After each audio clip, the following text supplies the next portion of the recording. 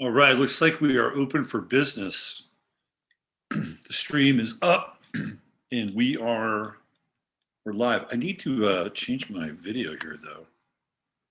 See if I can get, oh, you know what it is? I got some things I got to do. It's Mercury retrograde I've got to take care of here. Aren't you happy that I'm on time tonight?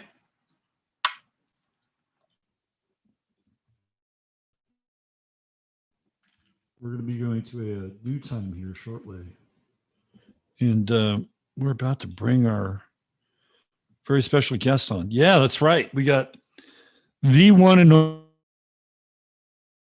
Let me see what we got here. Okay, we got that. And we got a rift in space, apparently. There we go. Nothing like being able to take care of the rift in space. I think we're good, right? There we go. Perfect. Perfect. We've reassembled the heavens. Okay, we've got the right video. We got the right audio.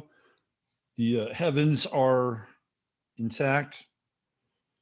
And power's off. Let's bring Shamika in. She's right here. Let's not waste any more time. Let's get to it.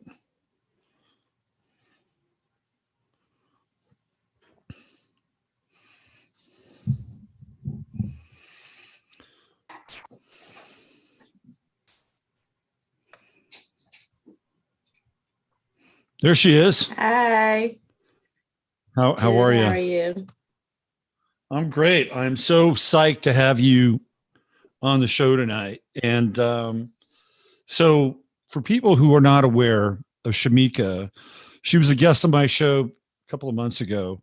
And I had discovered her through watching Jason Whitlock and Fearless. I've been watching Jason since his days on Fox when he had a show with Marcellus. And when he started to crank back up over on The Blaze, I think it might have been, it wasn't very long after he started that you appeared on his show, right? It was pretty quick. Yes, I think he started in July and I came at the end of September. Right. And, you know, it's kind of a boys club over there. And I thought to myself, okay, who is this person? And how is she going to fit in with these guys?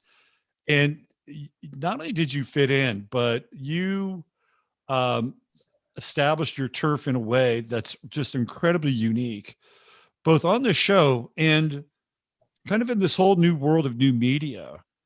And you've really taken off since you've been on with Jason, haven't you? Yes, it definitely expanded my platform for sure and put me in front of a lot more people. Yeah. What's that been like for you to all of a sudden go from, you know, kicking around different podcasts, you have a book, you're doing your own work in this area, and then all of a sudden you hit the rocket ride. What's that been like? I think it's been a little bit tiring at times. It's been exhausting. I've definitely have had to shift a little bit from really wanting to do more life coaching. Like I don't have time for that as much. So it's definitely been a shift from like individual life coaching to just kind of giving my opinion on a larger scale. I don't really have time for a lot of individual one-on-one anymore. How do you deal with reflection? Because I know that I talk almost every day and I've got to kind of recharge at times or find a space where I can find something inside of myself to talk about something that's remotely interesting. How do you stay on top of recharging and keeping your ideas fresh? For one, I try to stay away from social media on the weekends. I'm not on it as much. I may jump on just to kind of like maybe like someone's reply or comment or something, but I'm not on there as much as I am during the week. And then also, like, I don't really talk to people before 10 a.m. every day. And a lot of times after 10 p.m., my phone goes to do not disturb from 10 p.m. to 10 a.m. And of course, I'll talk to Jason and maybe the producers the day of me having to be on the show. But as far as like having a lot of phone conversations. I don't really do that anymore. I'm not out and about a lot with people. I just really try to stay to myself, I guess, and actually rest and make sure that I'm very protective of my alone time or time where I just can't have somebody pulling on me. So I'm very protective of that. People will call me at like 8:30 and wonder why they can't get through. You're calling me before 10. You're not. So I got lucky last night. Yeah, because my kids were out of town. My daughter went to 8 years ago, she made a friend on NBA 2K15, and he had cerebral palsy, but they actually just hit it off and became like the best of friends. And so he graduated from high school on Friday. So she flew down to meet him in person for the very first time, and it was a surprise for him. Wow. So this weekend, I've just kind of been like, oh, it's just me, no children. And so, and I know you, like if you were a stranger, I would not have responded to you. Right. Right. Well, I'm glad you did, because we're going to get into astrology tonight. That was one of the things that came up. I think it was towards the end of our interview. You asked me about the astrology stuff, and it's like, yeah, this is the other thing that I do. And one of the things that I quickly found out about you was that not only you're a woman, which is very different from the rest of the fearless mode and mold, but you have some different ideas too that the rest of the fearless crew may not wholly embrace. And that's okay too, right? I mean, because they've got what they've got. And Right. one of those things is astrology. And we're going to get into your chart tonight, which is very interesting. And the reason why this subject came up is because you just did a show on Friday with Jason about Ricky Williams. Mm-hmm. Now, I met Ricky Williams. We're going to get into his chart tonight. Okay. And I met Ricky Williams. I met him in November of I think it was November 2019. And he was just becoming a full blown professional astrologer. Oh, okay. So I was actually able to connect with him, and I got a picture of me and Ricky, which I'll show. And I know his chart. So we're going to look at his chart a little bit later, but we're going to talk about your chart first. The other thing that I kind of want to set the stage with, because I do think it's important with your chart, is that you were an ordained minister at one point, and you left that, but you continued to do your own version of ministry, which I guess is your coaching and the counseling stuff, right? Yes. Right. Which is very Aquarian. And we're going to get into that Aquarian thing. Let me ask you a question about religion and astrology. Okay. Okay. It's a big topic inside of the church where it's like, they're diviners. There's a number of pieces of scripture that basically, those people are going to boil in hell because this is what they're doing. But there's also some interesting things that talk about astrology in very, how should we say, kind of guarded ways or more symbolic ways. Like there's a piece in Revelation where it talks about the constellation of Virgo. And right. So there's a lot going on astrotheologically with the Bible too. How did you deal with that aspect of being a minister? And were you interested in astrology at that time? How did that work for you? So I was always interested in astrology. I was interested in, trying to bend the spoon with my mind or, make the pendulum swing a certain way. Like I've always been interested in that stuff. As a maybe like high school age, I would play with the Ouija board. Like I just was always interested in just learning more and learning different things and being open to different things. When I got in the ministry, though, I completely stepped away from it all because we were always told that it was evil. It was of the devil. It talks about, I think it was Saul that had the meeting with the witch. And my pastor would always say that that's why they scrambled the languages. Like they were trying to build the building as far as, as high as to reach the stars so they could read the stars. And so it was just wrong. So when I was in the church, I just completely backed away from it all because we were continuously taught that it was evil, and as if it was maybe trying to compete with God. And so I just had so much teaching against it. Once I got out of the church, though, of course, those initial, that just being inquisitive and wanting to know more and wanting to like figure it out. And it was just there. It never left, but I was able to just like, cut it off while I was in the church. Like, I'm not gonna dabble in it, but I've always had interest in it because at 9 years old, I had a dream that my aunt was murdered, and I could see everything in the dream except for the person that killed her. And she actually ended up being murdered, and no one was ever punished for her murder. So like, I've always had dreams. I've had like telephone numbers, and they have had like significant meanings. So I've always had dreams and just always kind of been into the unknown, I guess, or the what's not so popular. Right. So when I see astrology in action, Mm-hmm. and when I say in action, I mean something along the lines of, well, even like Jason Whitlock in his show, and I can kind of look at his chart, and he's got this Venus Mars opposition in his chart, which is harmony and conflict, harmony and conflict, harmony and conflict. And I see that with Jason a lot. He'll try to find this, he has a show called Tennessee Harmony, right? And that's like his Venus moment. But then he'll go into the conflict mode with his Mars. And so when we're able to look at like mundane events and understand people's charts with those mundane events, which I've been doing for a long time now, it's like, hello. I mean, there's a there, right? I mean, you can see these things getting played out.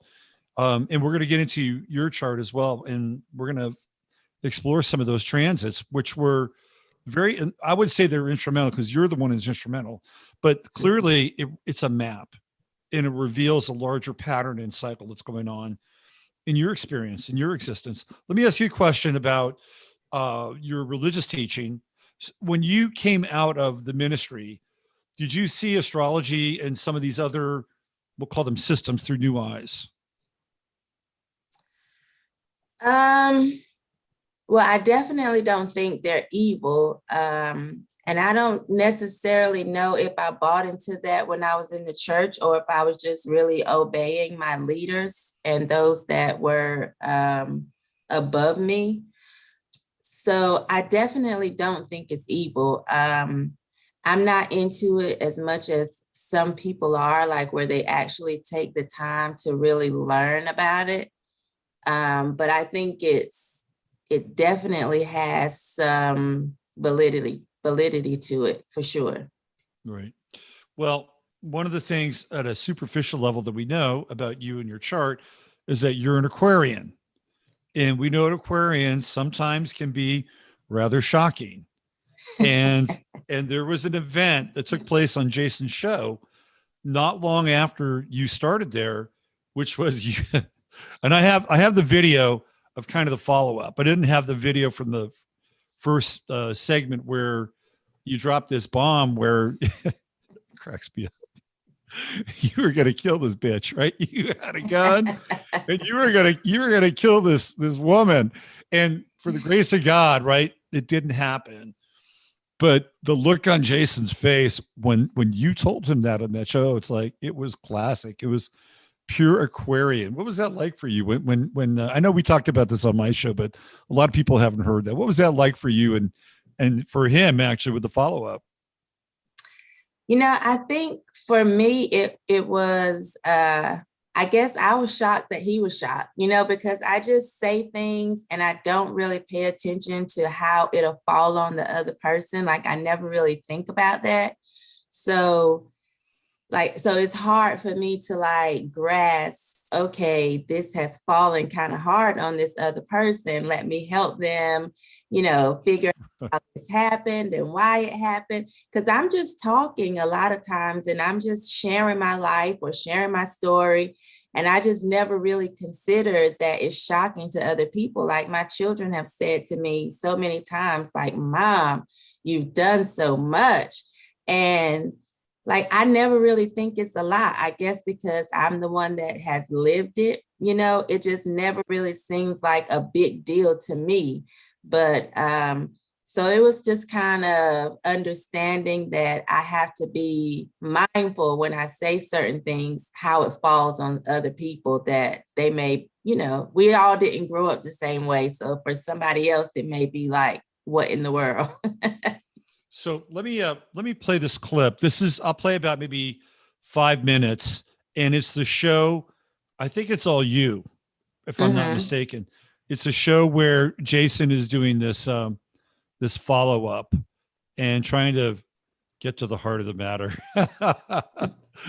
It's hilarious. Okay, hold on a second. All right, the name of the show is Shamika's Epic Tale of Guns, Rape, Rap, and Redemption. If that's not getting clicks, I don't know what is. And after this, we'll dive into your chart and we'll poke around there and we'll track your meteoric rise as one of the queens of the new media here. All right, hold on a second. I got to go back here. I'm gonna make sure we have some audio. Give me 1 second. All right, here we go. When you look at this too, like Jason has lost so much weight. It's yeah, incredible. Like, I think the episode, I've got another one queued up where I'm gonna play it. He's got a blazer on with a middle buttoned, and he could barely button it. Now he can't even fit into his old suits. It's really incredible. Yeah, he's doing so well. All right, so we're gonna do this and watch Jason here, and we're gonna play about 5 minutes of you breaking this thing down. We have one topic, one subject, and it's someone you're familiar with, Shemeka Michelle. For those of you that weren't paying close attention all this week, Shamika dropped a bomb on us earlier this week. I believe it was on Monday or Tuesday at the latest, but she dropped a bomb on us about her past life.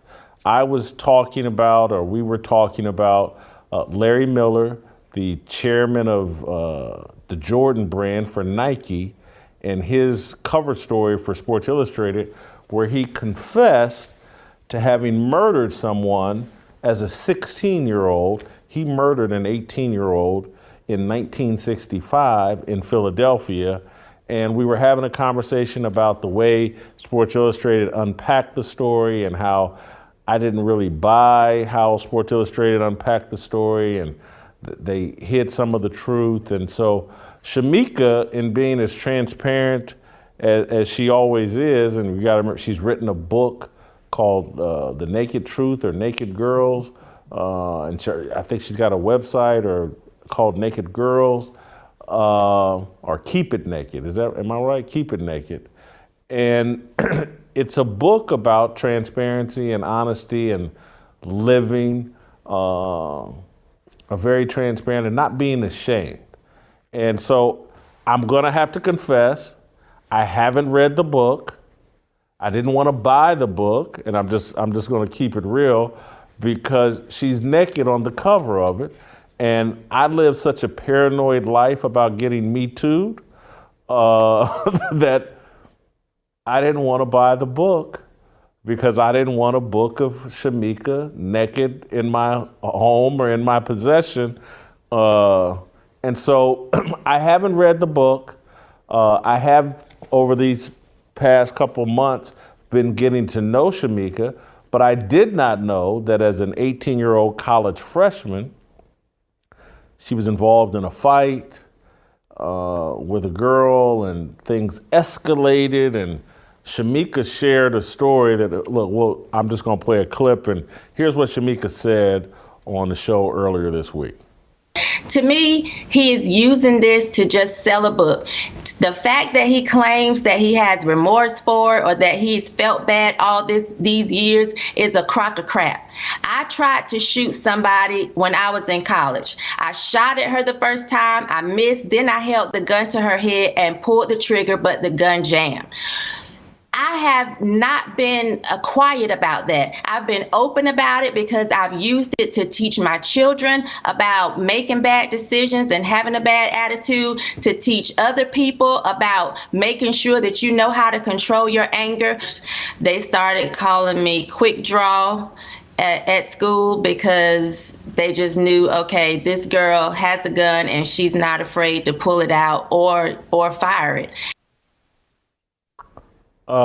So that confession from Shamika shook me up, and we unpacked it a bit on Monday. Probably we spent 10, 15 minutes on it, but I promised that, hey, look, later in the week, we're going to have a longer discussion and more of an unpacking of the life and times of Shemeka Michelle. We can't do this when I'm surprised and just learning this. Jason's a Taurus, so he's got to have that time, right?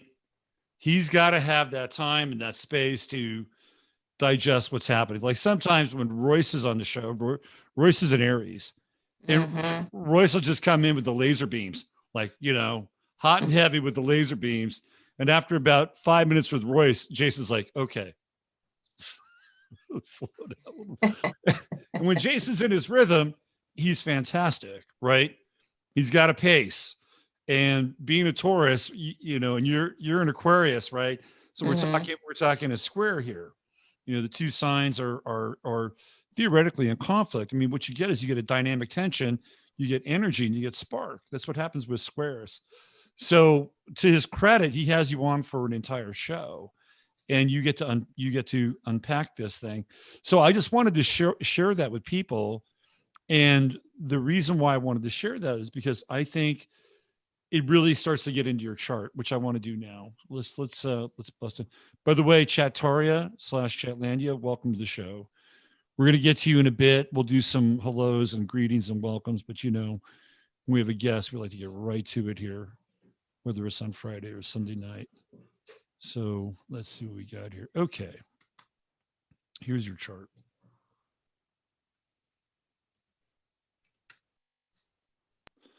So the first thing that I noticed about, like, the bluntness, the openness, the honesty, the keeping it real, it's right there, right on your ascendant, right there. 25 Sagittarius, your Sag rising. You're going to get nothing but honesty and truth with Sag rising people. Sometimes it'll get them into trouble, but most of the time I've seen with Sag rising people, they wind up landing on their feet because the truth works that way. And what's really interesting about, let's do this. Hold on, one more time here. What's interesting about your chart, and I want to ask you a question here, is that with the galactic center conjunct your ascendant, have you always had a sense of purpose? I think so. Yeah, I've always felt like I was here for a reason, for sure. Even if I didn't know exactly what it was or what direction I should be going in, I've always felt like I was supposed to be here. You know how some people are just wandering through life. They don't really feel like they know whether or not they're supposed to be here or what happened or whatever. I've always felt like I'm supposed to be here. I'm here to do something, even before I knew what that something was. Now, did you have that realization at a young age? Yes. Okay. So I have Jupiter.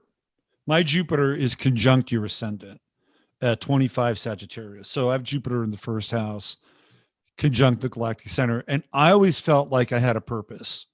Even when I was a kid, I couldn't articulate it. But I knew I was here for something that, I don't want it to sound egotistical, but something that I felt like was different than other people. And did you have that experience too? Yes. Yeah. So I think that has a lot to do with this galactic center. And the galactic center, they call the great attractor. So people that have their rising sign, their sun sign, maybe Mars, usually rising in sun, Jupiter, first house, there's generally a sense of destiny and something pulling them through their lives versus them in some ways being really calculated. I'm going to do this next and this next. Has that happened to you too as well? Yeah, it's so funny because like even lately I've been saying, y'all are gonna make me put my collar back on, my preaching collar, you know. And it's just like I feel sometimes pulled to do something or to present myself in a certain way or to say a certain thing.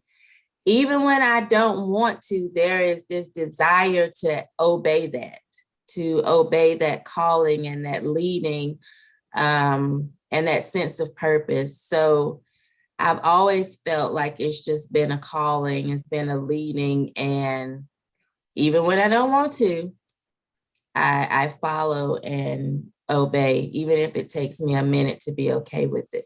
Right. Yeah. I feel like that has a lot to do with that degree of the rising sign. In the Sabian symbols, there's a system called the Sabian symbols. Do you know about them at all by any chance? No. So it was a system that was created by this guy, Mark Edmund Jones, and this woman named Elsie Wheeler back in the 20s. Back in the 20s, people were like trance mediums. That's what they did. And she was an invalid. So she didn't live very long, but Mark Edmund Jones is one of the kind of the first modern astrologers. And he thought, well, there are people who have taken every degree of the zodiac and have ascribed a symbolic sort of value to that degree. So he wanted to try it, but he wanted to try it with somebody who wasn't very worldly. And Elsie kind of qualified for that. She was, in some ways, I wouldn't call her like illiterate, but she just wasn't like very worldly, wasn't very cosmopolitan, but she had an ability to like tap into like other places and other spaces. So over a weekend, one time in Balboa Park, she, came up with these symbols with Mark Edmund Jones as a double blind test or double blind exercise. So every degree has its meaning, and the degree for your 25 degrees, or the symbol for it, is a flag bearer in battle. That's the symbol for it. And that, if you know about the flag bearer, that's somebody who leads the charge without a weapon, right? And theoretically, they're the most important person because they're carrying the spirit of the country or the tribe or the group or the battalion, whatever. And it's a lot like the Mel Gibson and the Patriot at the end of the Patriot. So that's kind of that's symbolic of your rising sign. Like you're out there, you've got this flag and you're just moving forward, right? That theoretically is everybody behind you has a gun with a bayonet, but you've got the flag. And how does that feel? Does that sound like something that you can relate to? Yeah, for sure. I'm open to that. Well, you're out in front. I mean, that's what the flag bearer does, right? He's out in front of Yes. everybody. And he's Yeah. kind of, he's out there in front, but yet he's also holding the line too at the same time. So you could it's not about being a front runner, because if you're a front runner, you can't hold the line. You're going to bug out, right? Mhm. So it's being ahead of the curve and having some courage. The other interesting thing about your chart, staying with the Sag theme, is that you've got the true node and Neptune in the 12th house. So for you to be a public person, that's pretty interesting, because the true node in the 12th house is kind of behind the scenes, like doing the counseling stuff or doing the coaching stuff and going deep with people, right, in this space that has nothing to do with the world. So I find it really interesting that you are being drawn into the world right now, right down there with Saturn. We're going to look at your fearless chart, but this is really where you're at your best. You're at your best when you have your space. You can go deep with people. You can get to the truth of things. So I think this is a really important part of your chart, and I hope you can stay in touch with that as well. With Go people, ahead.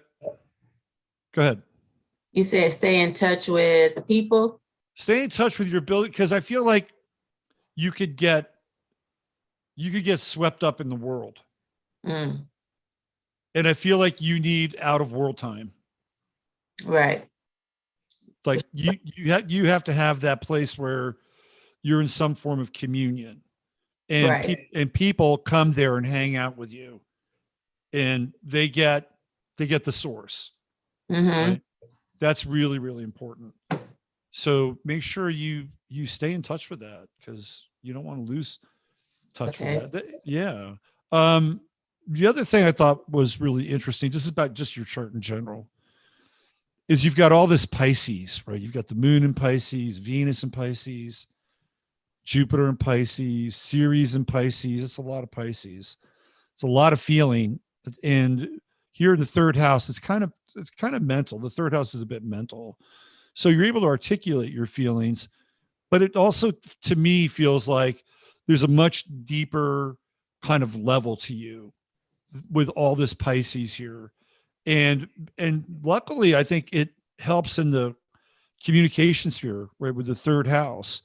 And some of the stuff that that you'll talk about can be, I think, really in a lot of ways coming from your soul. I mean, you're pretty uncut in this area, but there's also a romantic element with Moon and Venus and Jupiter in Pisces.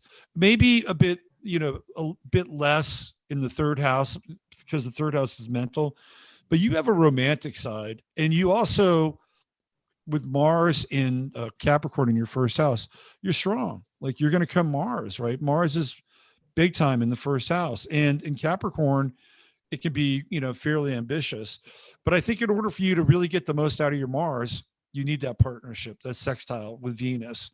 So whether it's a professional partnership with the guys at Fearless, or, somebody else in your life, I think to complete that circuit would be a really nice thing, just in general with your chart. So the other thing I thought was interesting were these squares to Neptune, like wanted. I'm sorry, I think it's funny. It wasn't funny at the time, but shooting that girl when you're 18, like, that was over a dude, right? Was that over a dude? Yes. Right. Okay, that's like a Venus Neptune square right there. Like, you're going to lose your shit. There's going to be kind of a hardcore addiction with it, and things could get really blown out of proportion. You get that Jupiter Venus conjunction in the right space. Like, it can be incredibly loving and deep and profound, but over time you have to learn how to temper that and work with that. I think that's a very interesting part of your chart, and in a lot of ways it helps you stay open too, right? I mean, staying open to also, like, I think Mars and Capricorn in the first house, especially with this opposition with Saturn, that can be kind of tough, right? So, but at the same time, you got to stay open to people, and I think all this Pisces and even the square to Neptune has potential of opening you up a little bit, and keeping you human, keeping your emotions sort of on the pulse of things. Oh, you're about ready to go through your Chiron return, right? That's 3 years from now. That'll be interesting. Your Chiron, by the way, is at the exact same degree of America's Chiron at 20 degrees. That's interesting. Oh, wow. So to me, that would say that you would have kind of a pulse on America, right? Especially men, because that Chiron is in Aries, right? So you would have, it's interesting. I think you would have your finger on the pulse of America and men in America. And sure, look, that you're on a show that's got a bunch of really strong dudes. And I would also say that your presence there is healing, right? Because that's how Chiron works. And they may not come right out and say that, but I bet it is. And I bet it's healing for Jason too. We're going to look at your chart and Jason's chart here in a minute. Here's what I want to do. There's Saturn right there. You've had Saturn conjuncting your sun. That's your big time, right? The opening was Jupiter conjuncting your sun. We're going to look at that. But this is where people get very interested, right? You're being reset. That's the Saturn Sun conjunction. This is setting the cycle for the next 30 years of your life. So, what you're doing now, I don't think is going to change very much. The other thing that I think is really interesting is if you go back to the super conjunction of December 21st, right? December 21st in the year of 2020, just before we're getting to 2021, we have Jupiter and Saturn at 0 degrees Aquarius. That was right there on your Vesta. And Vesta is like the eternal flame. It's like the thing that illuminates your experience sort of from the back end of your life. That's how I interpret Vesta. So when that was happening, it was sort of like, okay, this thing that you knew that was always there, this flame was being lit and really signifying not the next 22 years, because that's a 22-year cycle with the Jupiter-Saturn conjunction. So I think this is super interesting because you've been the recipient of some pretty powerful Aquarian transits. Let's look at your arrival at Fearless, which I think is cool. Okay. Yeah, I think that's it. Premiere. Okay, we got it. Okay, so this is from the September 21st day that we were talking about on Twitter. So on that day, look at where Jupiter is, right there. So Jupiter is your ruling planet because you're Sag rising, conjuncting your sun. You're expanding. So if people are watching this show right now, Shamika is somebody who is a living and breathing example of how astrology can work, because your identity is going through a very expansive moment in time here. Saturn will catch up, right? Because we can see where there was that Jupiter-Saturn conjunction, and Saturn was going to catch up, but it's catching up now. So this is where you're kind of shot out of a cannon. And Saturn now is about formulating how you're going to do this thing. Just be careful with your energy. You know, you've got to pace yourself. You're in this, think of this now as a marathon, right? And your life may have been a series of sprints, you know, but now you're in a marathon, because I think you're firmly kind of ensconced in doing whatever the next level of your work is going to be. The other thing that I think is interesting is you've got this Mercury retrograde in your chart, and we're in Mercury retrograde now. We're talking about your chart, which is kind of cool. But that was such a Mercury retrograde moment that you have with Jason, especially in Aquarius, right? It's like you're going to say this thing, and then he's going to bring you back. Is that total Mercury retrograde or not? Yeah. Yeah. And the other thing that I think that was interesting is that, you know, I work with the nodes, the ascending node and the descending node, and we talked a little bit about your true node over here in the 12th house. That's where, you know, if we align our energy with our chart, you know, this is a sign of kind of where to align your energy. Like, this is where you need to go in this lifetime. The 12th house is hermetic. You know, it's a hermetic house. So not a lot of people go in the 12th house. Not everybody can come into your 12th house either, right? You're going to let certain people over there. And these are going to be people you're going to trust, because Sagittarius is all based on trust and honesty. And your South Node is in Gemini. And you would think that, okay, well, you know, South Node, been there, done that. I'm done talking. I'm here for the big picture. I'm here for the big download. I'm here for the big vision. Well, during this time, you had, well, the nodes are being balanced, right? So where you were weak, you're becoming strong. So during this time, you had this true node in Gemini transiting over your South Node. And that allowed you at that point in time to pick up with something that you already know. Like, you've done it before. You understand how to talk. You understand how to disseminate information, you know, and even I'm not saying that this is what you do, but Gemini is a very gossipy sign. And so, you know, the South Node is like, okay, I'm not here for that now. You know, I'm here for the bigger picture. I'm here for like God's truth, right? Because that's what this is all about. But during this time, though, you're in this very interesting place of balancing and being able to tap into your past while also saying, okay, I know that this is where I need to go, where I'm good at, you know, helping people, but I'm going to come over here now.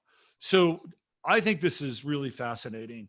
And even when we get into something like Juno, which has to do with something new, right? Like it's a new thing. And on this day, and I know that you've been on a couple times before, but even with Chiron, right? Chiron was conjuncting your Juno.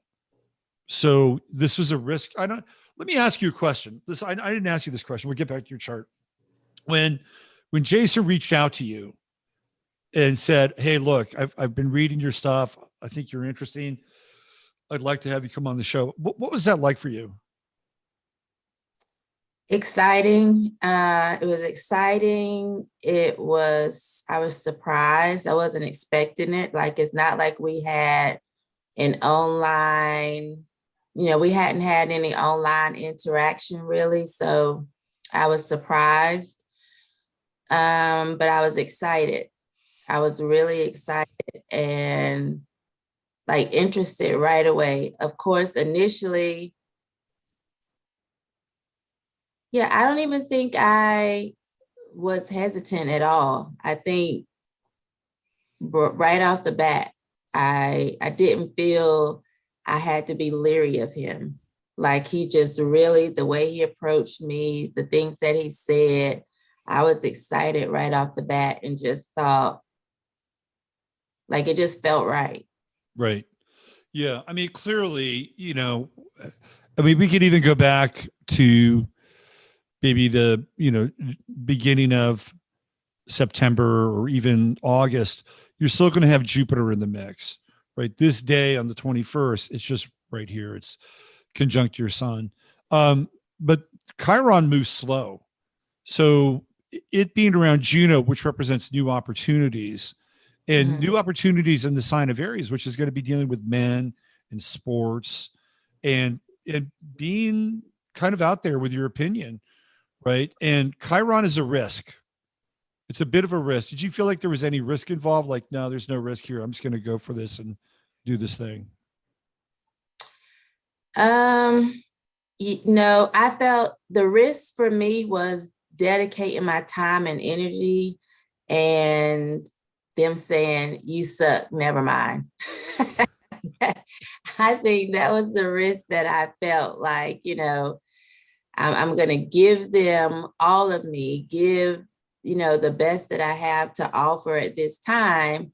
And then, because I knew that it could potentially lead to a longer relationship, like right off the bat, it was pretty much like, depending on how you do, I may be interested in, bringing you on board. So I think that was the risk for me, just thinking, like, don't waste my time. Right. Yeah. Yeah. Yeah.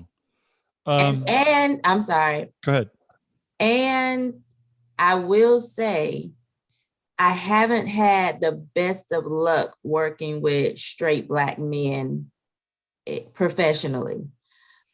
So like in this type of arena, when it comes to social media and things like that. So I think that was a risk as well that I knew I was taking, but after talking to him, like, that subsided. Why do you think that is? Do you think it's because of this Mars thing you've got going on in the first house and you're a strong individual and there could be some blowback? Why did you experience that? And what is different about this show with Jason? I think because Jason is mature and he's about his business. What I found from other people is they don't know how to separate business from pleasure. So if they have any type of attraction towards me, they try and marry the two. And then if I don't do what they want me to do, or if I don't respond to their sexual advances, all of this, we could do great business together. I could see us, being a power couple or doing this thing really big. All of that goes out of the window because they make a sexual advance towards me and it's not received. And then the business relationship just always falls apart. Right. So Jason was on the right track by not buying your book then. He still should have bought it and just ripped the cover off. I agree with you. I do agree with you. But so he's gone pretty hardcore with not being me too'd. All right. Speaking of Jason, let's look at your chart in Jason's. I'm sure he would love this. Let me see what we got here. Oh, that's Ricky Williams' chart. All right, hold on. All right, that's your other chart. Okay. Of course, it's going to be the last chart I'm going to bring up here. Okay. So Jason is Taurus, and he looks like a Taurus. I mean, he's got that wide Taurus physique, and he's stubborn, right? And he likes his Taurus things. So we're gonna bring him in here. Okay. Yeah, my youngest daughter is a Taurus, and so was my ex-husband. So I'm used to Tauruses, which is a good thing. Yeah, I mean, so we can see here, like, here's your, see, Jason's son is here. He's a really early Taurus. So, and you're a late Aquarian. So your sons really don't square that much, which is by degree, which is good, because you don't really want to be in conflict. But over here, he's got Venus in Gemini, which I think is interesting. And he's got Venus right there in your sixth house. And it's in kind of a wide conjunction with the South Node. So some people would say, well, that would be kind of past life material, right? Like maybe you would have known Jason in a previous lifetime or something like that. But I see it as Venus being situated pretty nicely in your sixth house, which is work, right? So you're going to have a working relationship with him, which, clearly I think is happening.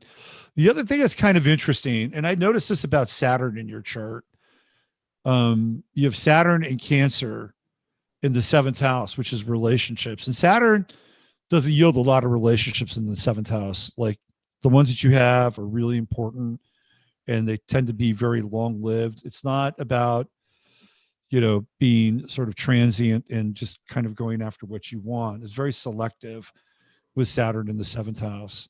And he's got Ceres there, which is interesting. And Ceres in Cancer is almost feminine energy, like he wants to nurture your growth. I mean, that's how this thing plays out in your chart. Like he has an investment in you. I don't think it's a relationship investment, but he's got an investment in your growth there. Do you sense that? Yes, definitely. I definitely do. Yeah. Well, that's pretty cool. He even has a Jupiter in Cancer, kind of a distant conjunction. And then Mars, he's got that Mars in Libra, which is, it's Mars in Libra is kind of, it's like Libra wants to be balanced and fair, and Mars wants to stage a protest, right? So he's got that in his chart. But aside from the sign, like it's in your 10th house, right? It's prominent. Like it's prominent male energy and relationship oriented in your 10th house. So, I mean, he's again kind of playing a role here. So he's got some interesting pieces, even with his Mercury. He's got Mercury in Aries. So he likes confrontation. We know that. He enjoys confrontation. But you, with Chiron here conjuncting his Mercury, like I think when he has you on the show, I actually think it's healing for him. He'd probably never say that, but I feel like he gets to relate to you in a way. Okay, I'm going to say something maybe a little controversial. All right, but not too controversial. Jason has made no bones about how he likes white women, right? I mean, that is out there. It's in the show. He said it many times. I think you give him something different. I think you give him a different kind of connection that is healing for him. Do you sense that at all by any chance? I don't know. Maybe he does. Maybe that's the important thing. Yeah, I don't think I've ever thought about it. Because he's got, I mean, this is connecting right in with Chiron. And Chiron is the wounded healer, right? I mean, so when his Mercury is here, I think he feels like he can be heard in a way with you that is not going to be judgmental, right? Mm. Somebody's not going to go off on him. I think it's very interesting. So you have some really interesting connections here. Chiron with Ceres. Like again, this is his Chiron with your series. So I think there's a lot of healing with your connection with Jason, and even his moon. He's got that Sagittarian moon and conjunct Neptune. I wonder if Jason's ever dreamed about you. Has he ever told you he's dreamed about you? No. I bet he has. I bet he has, but he's not gonna share that. This is really interesting. I mean, there's some tension here too, right? He's got that Pluto, Uranus conjunction and opposing your Venus moon. So, I think that has something to do with you being able to be emotional, or not even emotional, but transparent, authentic, and maybe a bit shocking, right? You can get that a bit with the opposition. But I feel like this is a pretty instrumental chart in a lot of ways, especially over here in nurturing your success. Here with this, I think, a hidden, or maybe not so hidden, healing component. And also over here with the moon. So this is the other thing with the moon and the conjunction with Neptune. I would get a sense here. That wouldn't matter if it was Jason, by the way. Whoever has the moon in this position in your chart, I don't feel like they would feel judged. I think there would be a lot of acceptance here, because that's how moon Neptune conjunction would work. Like there would be this merging. And so I think this is a really cool chart. Yeah. And even with Mars up at the top of your chart, it's like, that's the male energy. He's got it. You're kicking into fearless, and it fits. It works. Yeah, there's some conflicting stuff here. The moon squaring the moon, and that's not a huge deal. But I think this is a very, very interesting chart. And Jason is he's pretty stubborn. He's got that sun in Taurus and the true node in Taurus. So once he locks onto something, I think he's pretty fixed. Although I will say this, with Jason, he also has the ability, I think, to be shocking in his own way, right? I think that's part of his program as well. And you can see that here with this Uranus Pluto conjunction Virgo. It is generational, but he has that. And if I'm not mistaken, where is that in his chart? That's we got Uranus 20 and Pluto. Let's see. Jason is in the red. So not quite enshrined with his sun. Where's that shocking element in his? I know he's got this shocking thing. Where is it? Yeah, I think it's probably going to be Mercury and the opposition with Mars. I think that's it. I think it's the Mercury Mars opposition, because they're in opposite signs. Well, what do you think? Does this all sound relatively meaningful? Does it fit? Everything that I understood, yes. Okay, cool. Yes. All right. I want to play the clip where you're talking about Ricky Williams, because I think it's here, before I do that, I want to play another clip. And this is with you and Jason and Uncle Jimmy. And I love Uncle Jimmy, because I just think he keeps it 100 all the time. So I want to play this clip. Let me find it here. Is this one? All right, let's see. All right, here we go. This is that's the Ricky one. Shamika's tale. All right. Yeah, this is it right here. I think this is when you were talking about the jibber jab and Kyrie Irving. Here we go. And I think, to me, this is where Jason totally gets you. Like, look at the look on his face here. You're going to say something here that lights him up, lights Uncle. I think this is the healing piece right here. All right, here we go.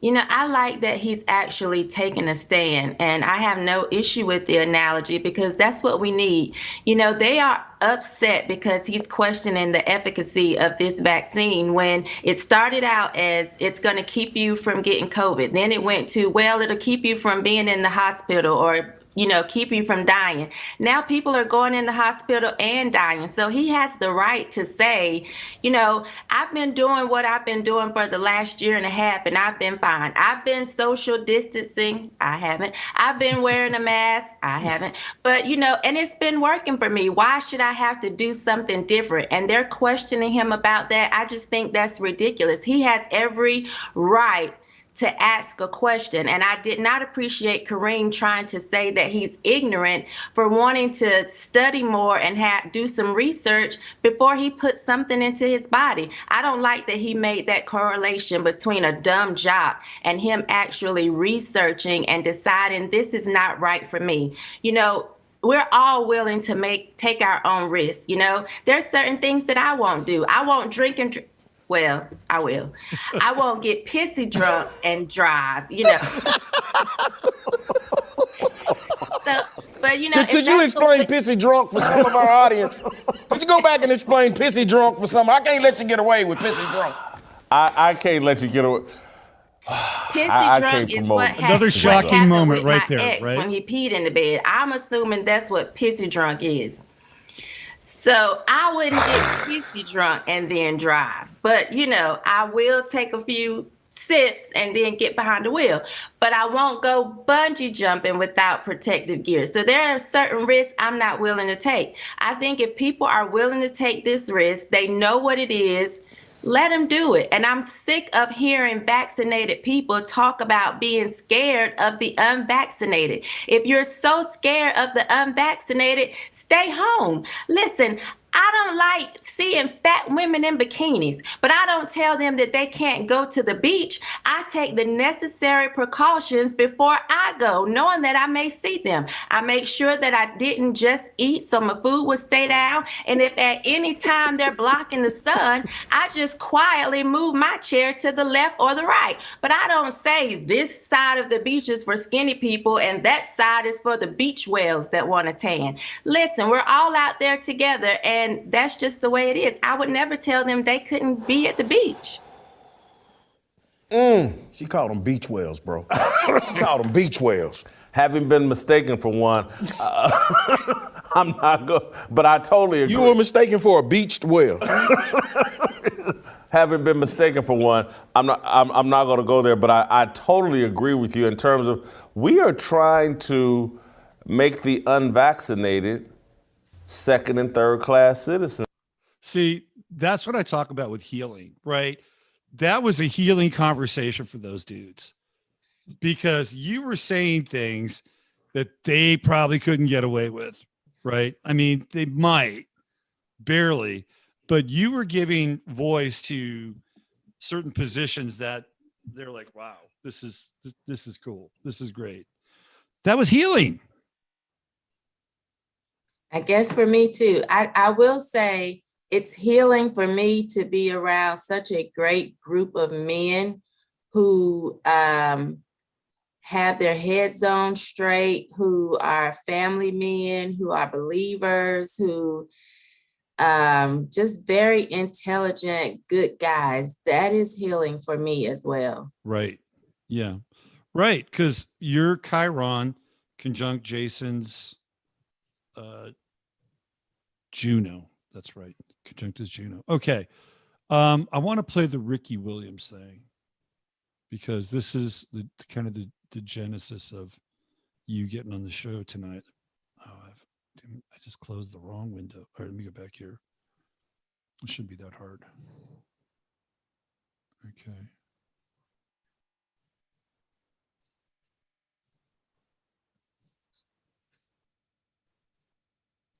All right. By the way, if you haven't checked out Jason's show, it airs on YouTube, and it's 6:00 here in the Central Time Zone, 7 in the Eastern Time Zone. And Shamika's She appears about 2 to 3 times a week on the show. So this is from this last week. And this has to do with Ricky Williams. And it was really funny because we were listening and watching the show. And as you gave him his approval rating, I said to Dr. Joan, I said, that's the lowest approval rating that's ever been on this show. And Jason said it right after I said it. All right, let's get into this. This is, so here's the story. You want to tell the story? You know the story, right? Go ahead and tell the story about Ricky Williams. So the story is that he took his wife's last name and went back to his original, as far as his first name, his birth name. But he said that in his chart that there's an unbalance in their relationship. So this was a step that he took so that he could maybe, you know, help that imbalance, because she was always kind of known as his wife in his famous shadow. So to be fair, also Ricky has a fair amount of children with a number of different women, right? So he's got this whole other side of him where a bit of a playboy, and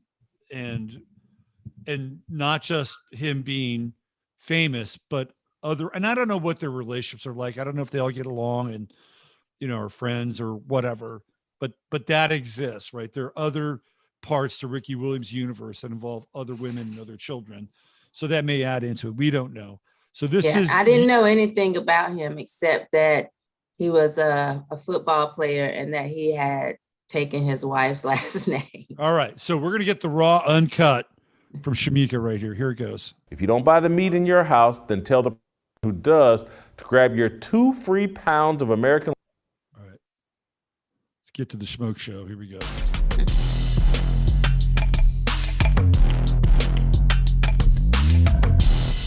You know, we talk about the shooting. Welcome back.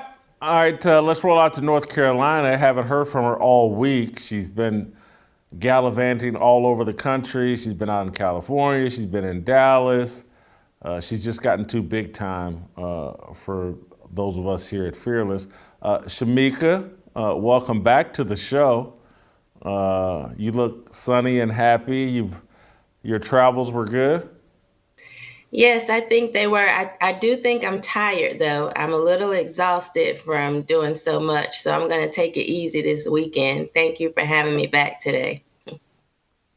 You just heard TJ and I talking about the Uvalde, Texas massacre. And, you know, there's a conversation about who's to blame, cops or the culture, and, you know, how. I'm going to move on. So here we go. Of all the things you said. So I want to talk with you about this, but we're on the Ricky Williams thing. And we may have to Mercury retrograde this because you were talking about stuff that is really on the fringe with Jason's world. Not that Jason's not aware of these things. He just doesn't really make them the meat and potatoes of his show. So I want to go back to this and cover some of this a little bit, but I want to get into the Ricky thing. And I think, is this it here? Here we go. Yes. Right here. Start right there. We're almost there. All right, let's start right here. Here we go. University of Texas. His real name is actually Errick. And so, but he's also changed his last name, I think, to Miron's, that's his wife's last name.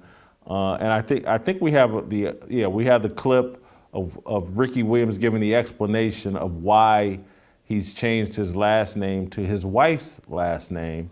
We'll get your thoughts. Let's hear from Ricky first. I did not know, Ricky, that you had legally changed your name. That was when did you do that, and what's the decision making behind that? I did it probably a year and a half ago. Made it official. Something I've been thinking about and talking about, and I finally, went through the steps, and I went to the Social Security office with my marriage certificate, and I went through the process, and it was quick and easy, and it felt meaningful. It felt really meaningful.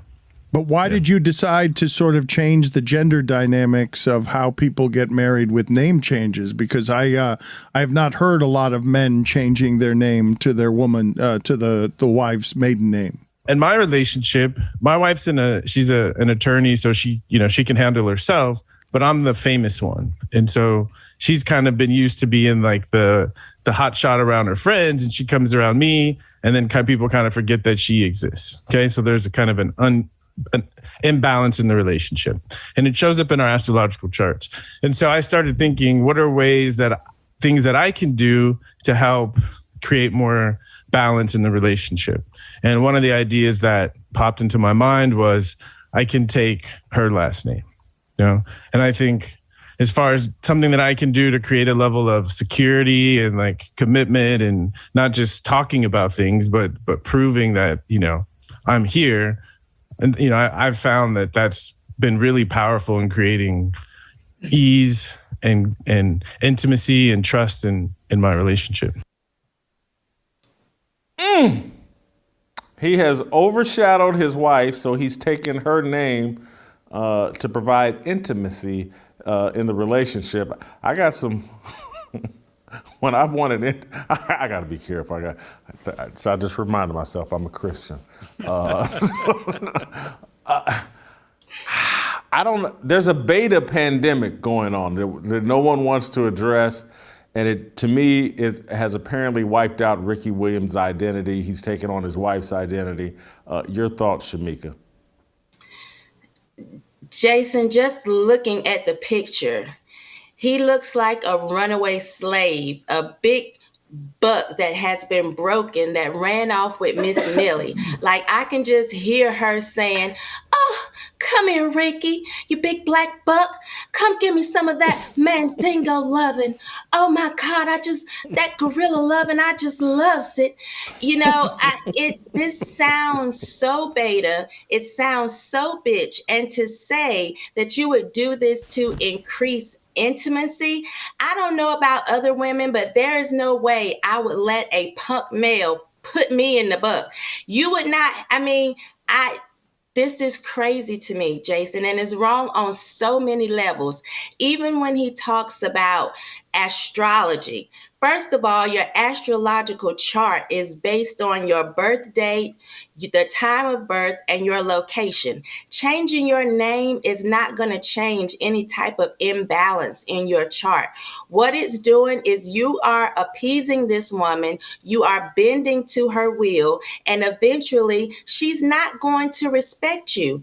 I think that women, we tend to test men, not intentionally, but we do it to see how much of a provider you are, how much of a protector you're going to be, how much will you stand up to us and put your foot down.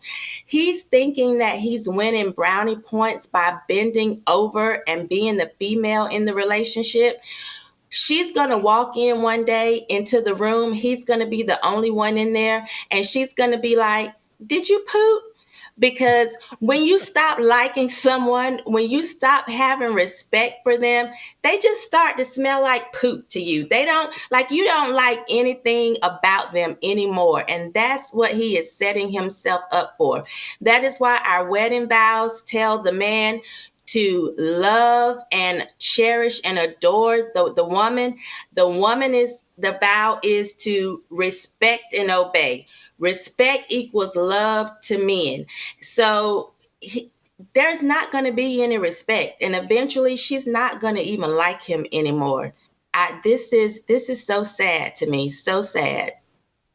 Let me play the other side for a moment. I just want to play the other side and get your thoughts as a woman. This was particularly true for me in Kansas City, when I lived in Kansas City for 16 years. And okay, so that is the big picture there.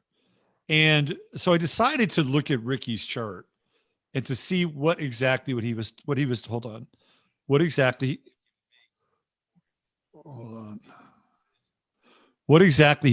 about.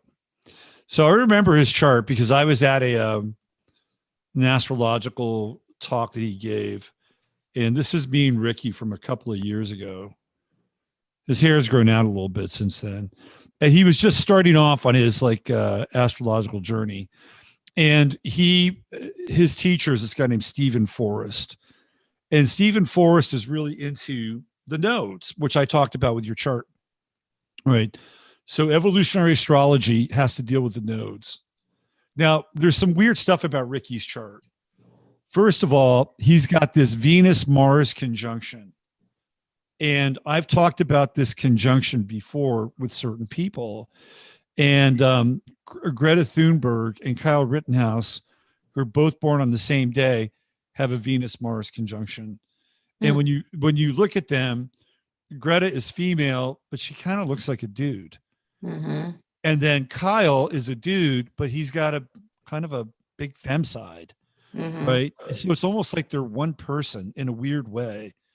The other person that has a Venus-Mars conjunction is Jeffrey Epstein. He has it in Pisces. Let's see, Greta and Kyle Rittenhouse have it in Scorpio. So when you see people that have the Venus-Mars conjunction, they have a very unique kind of unisexuality and bisexuality, right? They're trying to work out the masculine and the feminine parts of themselves. So when Ricky talks about bringing balance back into his life or trying to do this, he's got a lot of Aries, and he has the South Node conjunct his Mars. So one of the things that if you have a planet around your South Node, theoretically you have to bring it forward into this lifetime, and then you've got to figure out how that works, right? You have to integrate the unfinished business. So for Ricky, he became a football player. And what he's trying to do, this is where the astrology comes in. What he's trying to do is over here is the true node in Libra. So he's trying to get to his true node. He's trying to be balanced in his relationship, right? Balanced with his, significant other. So the whole name change thing is him trying to get more over here in his chart. That's what he's trying to do.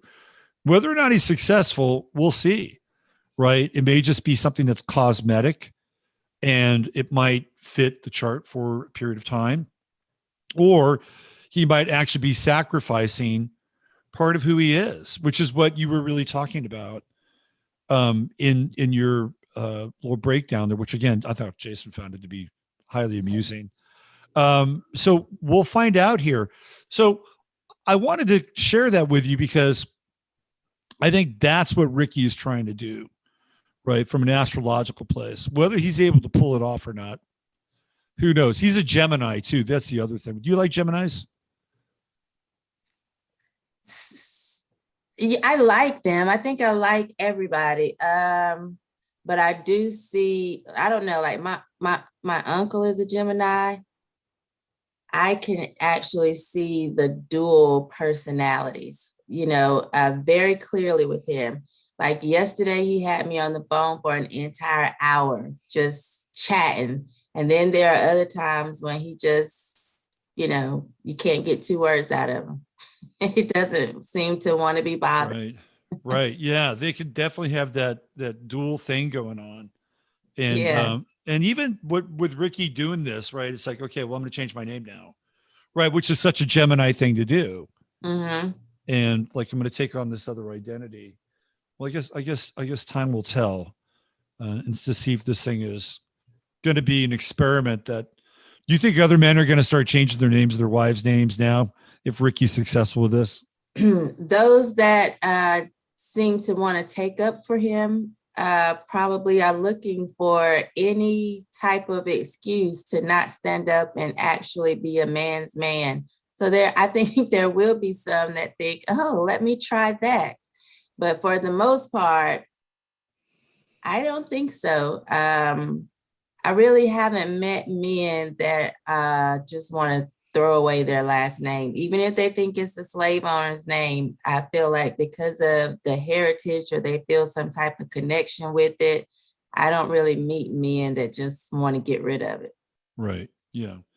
Well, I guess we'll find out if they're still happily married and Ricky is in bliss. 2-3 years from now, maybe it works, or maybe he'll flip a Gemini and do something else and take on a new name and start a new life or a new path. Yeah, So- I don't think him really trying to appease her is going to be like, he may keep the last name, but I think if in his house, and of course we don't know this, he's just continuously trying to win brownie points and appease her. Most women don't like a man to just be at their beck and call all the time. Like, there's no type of interest or challenge there, or, like, I don't want a man that I get to boss around all the time. That's not fun. Right. Yeah. And I'd have to look at her chart too. Who knows what's going on with her chart? Right. But there is that dynamic. There is that dynamic of, this polarity of being a man and a woman, and a man has certain traits and certain, skill sets and certain energies, and a woman has her own thing. Right. And one of the reasons why we're in such a big mess right now is because we've lost touch with that. And I firmly 100% believe that. So I guess we'll find out. What's next for you? What do you got going this week? Well, tomorrow we're off because of the holiday, and I guess I'll be back to work one of these days. We never know until like the day of, or if there's something really important that Jason wants to talk about. So I'll be up there sometime during the week. I just don't know exactly what days until the news. Right. It's a topical show. It follows news Yeah. cycles. And there doesn't seem to be any shortage of things to talk about. Okay. Okay. There's always something to talk about. So I'll be doing that. And yeah, it should be a pretty laid back week. I am working on a book. Can you see that in my chart? I was going to say this. I was going to say, you should work on another book. I swear to God, it was going to come out of my mouth. Yeah, I've been working on it mostly in my head, because I feel like, I have a little bit, it hasn't been as easy as the first one. And I don't know if that's because I'm in my head a little bit more, or if it's different because I feel like my audience has expanded. But yeah. So. Any hints as to what it's about? It's definitely going to be about how feminism has destroyed the Black family. I think it's an important topic, directly and indirectly. Yes. Needs to be talked about, needs to be said. And we have to figure out how we're going to reassemble our atoms and come back together again before we get scattered to the winds and there's nothing left holding us firmly in place. And when that happens, we're in real trouble. Yes, for sure. So when you write, like, does the religious part of you come out? Do you ask to be guided? And like, do you have, what kind of preparation spiritually do you do with that? Yeah, so I do a lot of meditation. I do a lot of, I guess people would say prayer. I'm just really talking to that which is greater than myself. And just wanting to be used, like, not necessarily, like, of course I have my ideas of what I want to talk about and what direction I would like to go, but I'm very open to what should this book say to the people. And that's even when I'm on the show, like I'm always just open to, what should be said to the people. So. Right. Yeah. Well, I think Saturn, it's not going to quite retrograde back to your Mercury. It'll get pretty close. Maybe 7 degrees, I think. Mm-hmm. So that could be a time where you may want to focus a bit. You just need that downtime. You got to get into your 12th house. You got to shut down the distractions right? Just, whatever you do, light candles, whatever you do, that's where you got to go.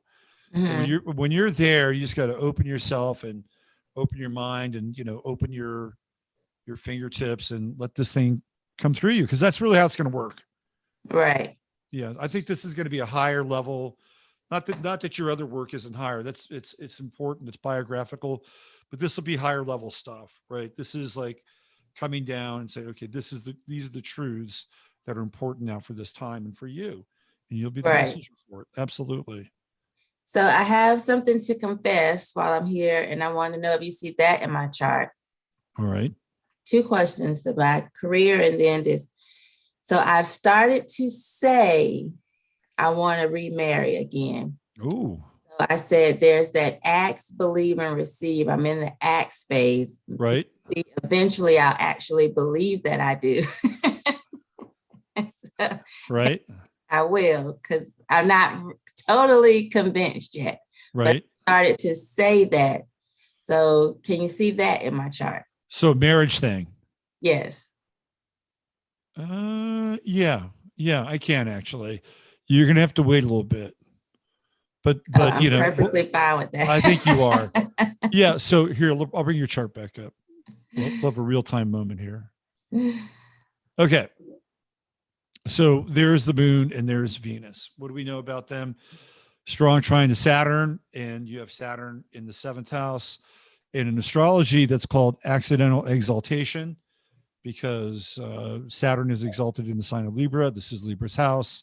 So what we're looking for is Saturn here to come wheeling around, and this is going to be 2 years. Okay.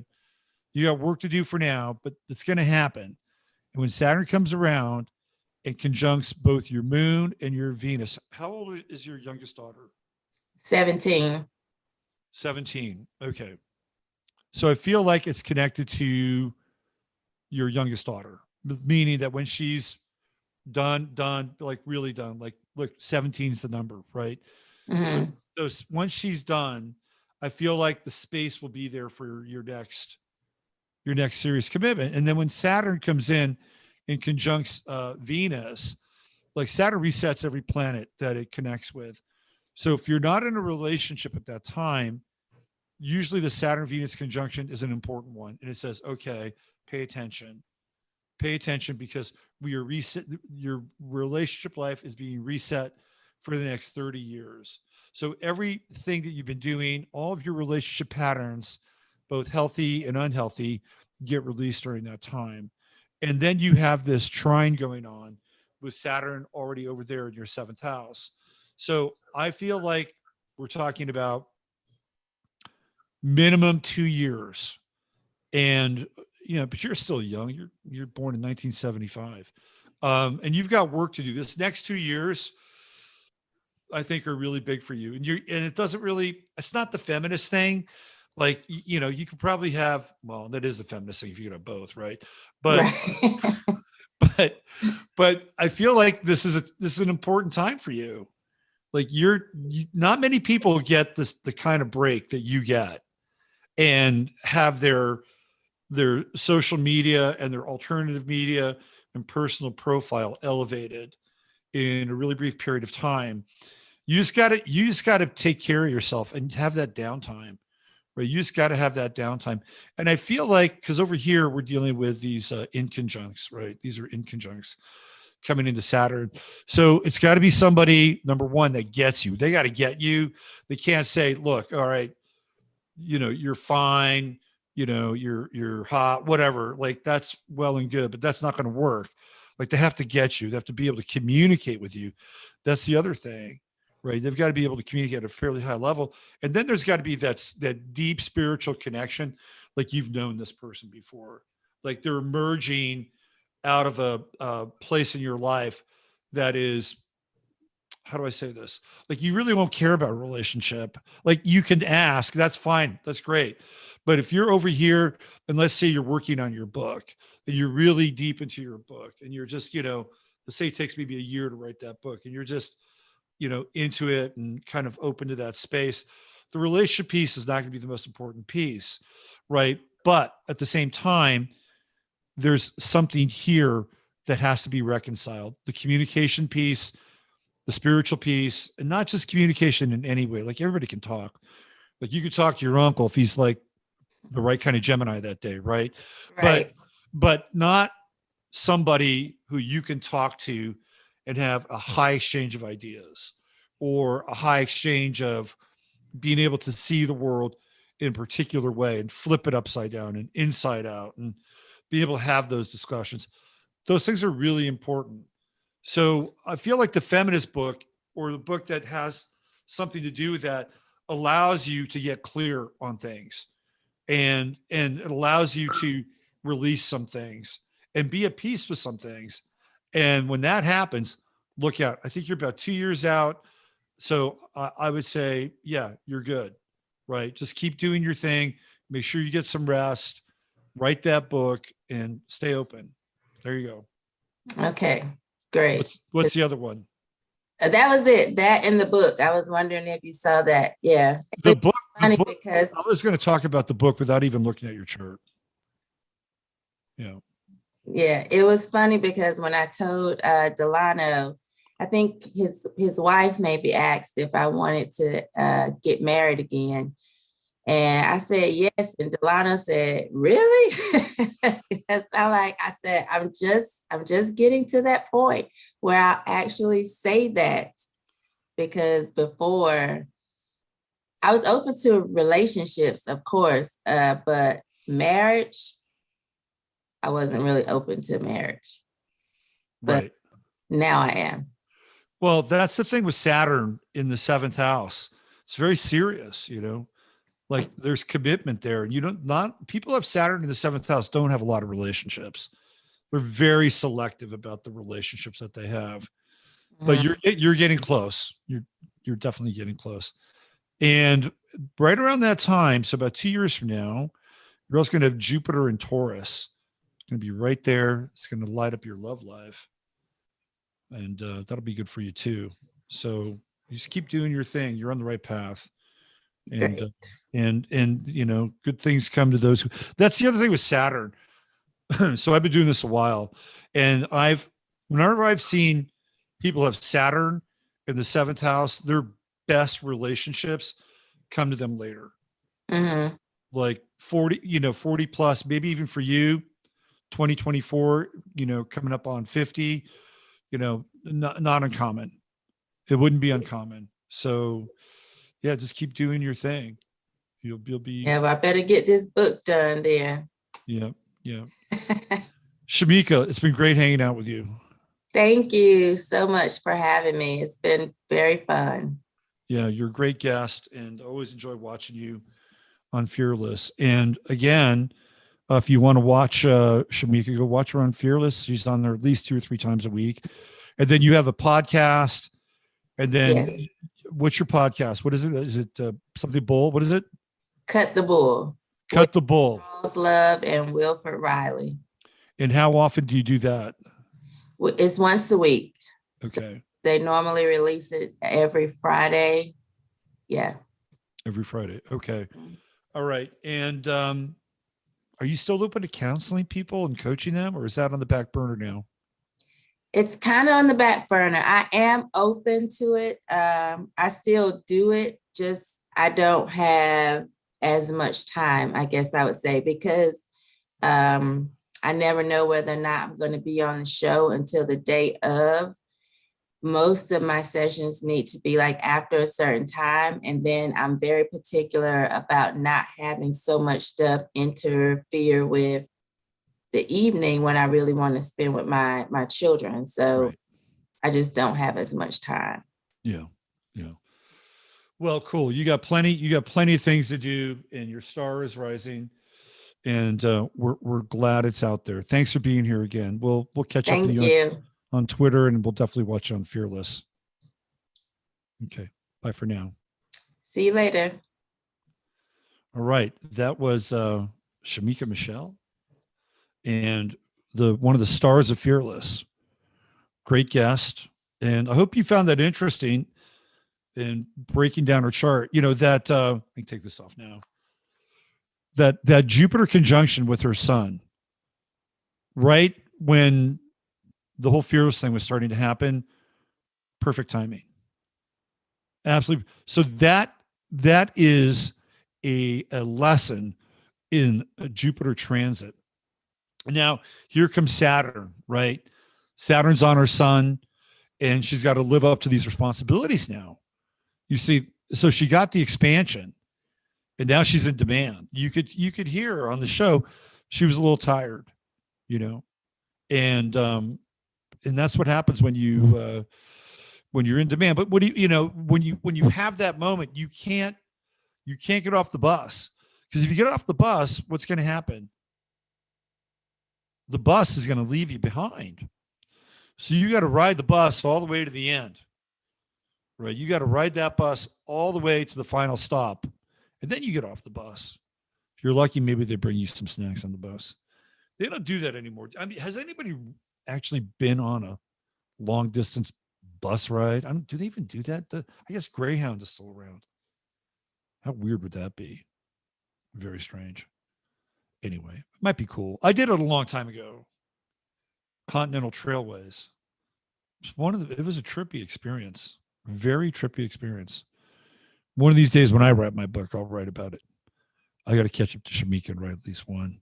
All right. It's been a while. Let me go into chat and let me check in with you guys. Let's see where we're at. We got more to talk about. And we got some stuff to cover here. Did you guys dig that? Was she a cool guest? We got 177 people watching. Let's see what we got here. Heidi Kidd is here. Let's see. We got Mickey King, Susie Gemini, Cato, Susan Chappelle. Hey, Susan. My friend Steve, Thor at the door. Thor at the door. Ryan's here. I guess we have some people checking out. Okay, that's cool. Amazing book on the nodes. Her south node hides her, never is quite recognized. I would kick him out the door. You guys are really funny. Yes, heard that in an interview. To me, she is a rock star astrologer. I'm kind of shocked Kaipacha still has a business. Judith, who are you looking at? Judith Anadeo, is that who that is? Judith Hill, great astrologer. Let's see. What did she say? Living in Portland. After weekend lecture, medical school. Good. All right. Exchange of knowledge. That's all good. There's Joni. What's going on, Dr. S? Yeah, it was interesting. Good. You missed the bus. Don't worry. There's another one coming. It's all good. There's another one coming. Let's see. Yeah, she was a good guest. Excellent. Thanks, Dave. Good to see you. Hey, there's Rita. I was thinking about you the other day. What's going on, Rita? How are you? Steger, buses are replaced with plant-based trolleys. I know. Fuck. Oh. How's everybody doing? Are you guys good? Is it getting intense enough for you yet?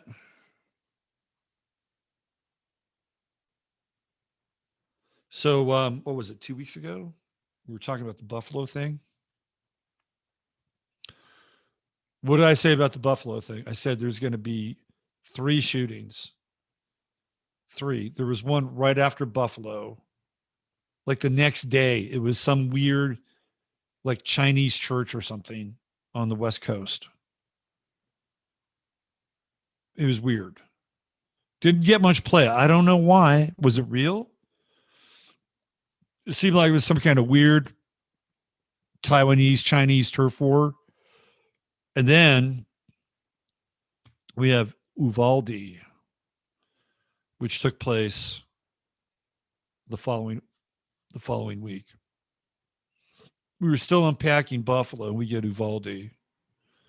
But that was the 3rd one, technically speaking. Now, they could have another one that would be how do we say this, more publicized and marketed, but technically speaking, that was the third one. And we talked about how there would be three of these shootings. And it's very since we have Neptune in Pisces, it's always challenging to clear through the fog of this. We'll just call it the fog of war, because we're in a war. I mean, we are in a war. Make no mistake about it. I'm pretty clear on that. And we're in a war with the powers that be. I'm going to talk like Joe Biden now. We're in a war with the powers that be. That's right. Yeah. I mean, whoever you want to call them, the elite, the deep state, the Judeo, that's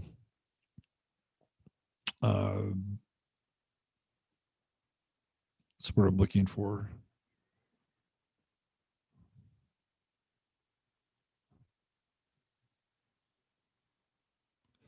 Fordham, Penn, Santa Clara. Those guys, right? Those guys. I gotta figure it out. Sometimes when I have an interview, my brain goes foggy. All right, let's go. Jesuit, thank you. The Judeo-Jesuit connection. The Archons. The deep state, the Judeo-Jesuit connection. The neocons. The black families of Venice. The Rothschilds. The bankers. The globalists.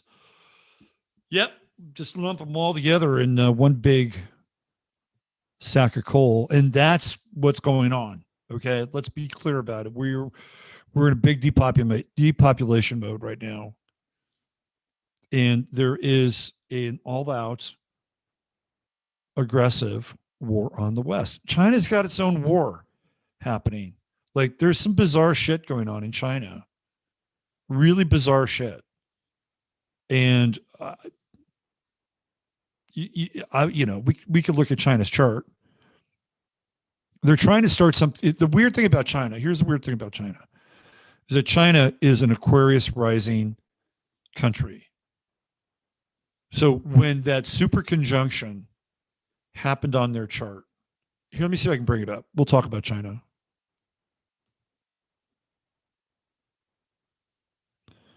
I'm pretty sure I still have the chart. When that super conjunction happened on their chart, I think it was a crisis.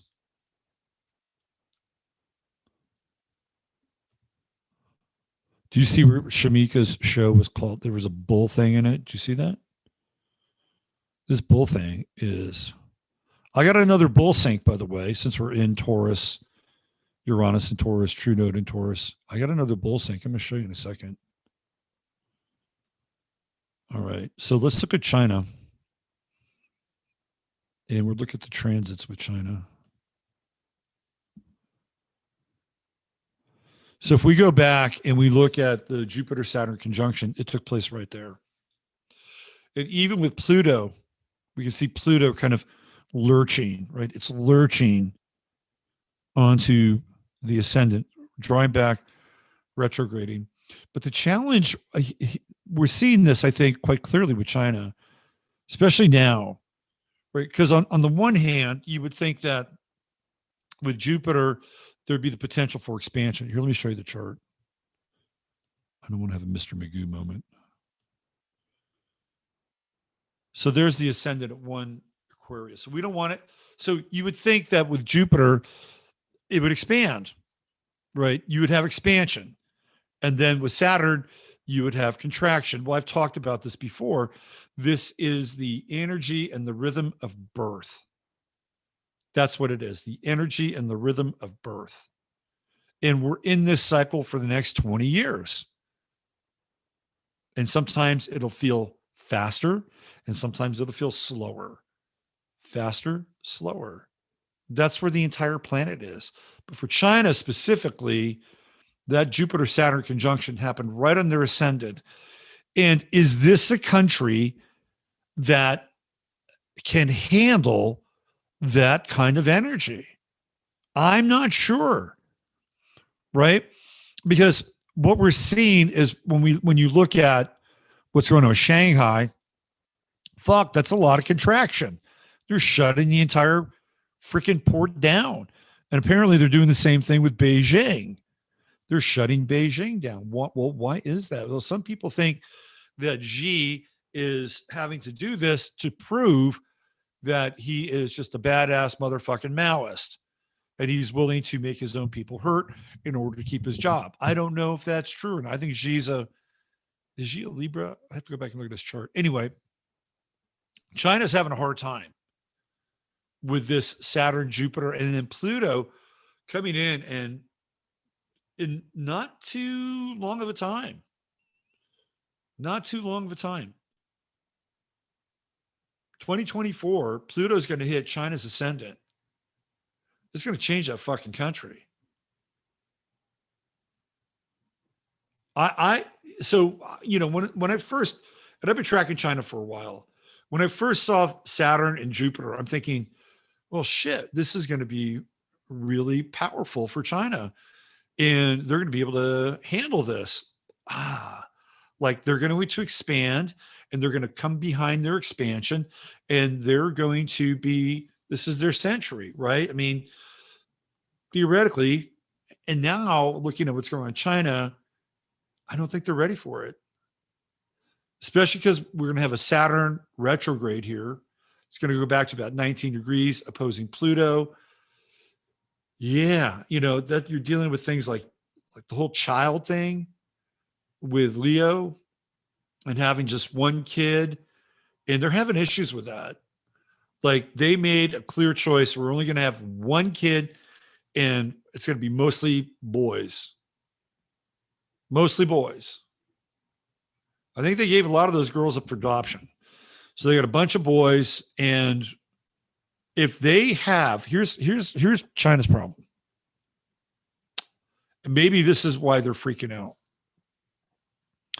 If they have a pandemic, like a real pandemic, and it hits their male population, it could be wiped out. China could be wiped out. And you would think, well, they've got all these fucking people in China. Well, yes, but the way that they've stratified and parsed out their population, a plague between young men from 23 to about 35, maybe, millennial Chinese, that could be really problematic because that would just completely crater their one-child system. So maybe this is why they're completely nuts and antiseptic about everything, because they know that of all the countries in the world, based on their demographic, they're the one that can have the most damage done to them. Maybe that's part of it. I think there's a bigger part. I think China has,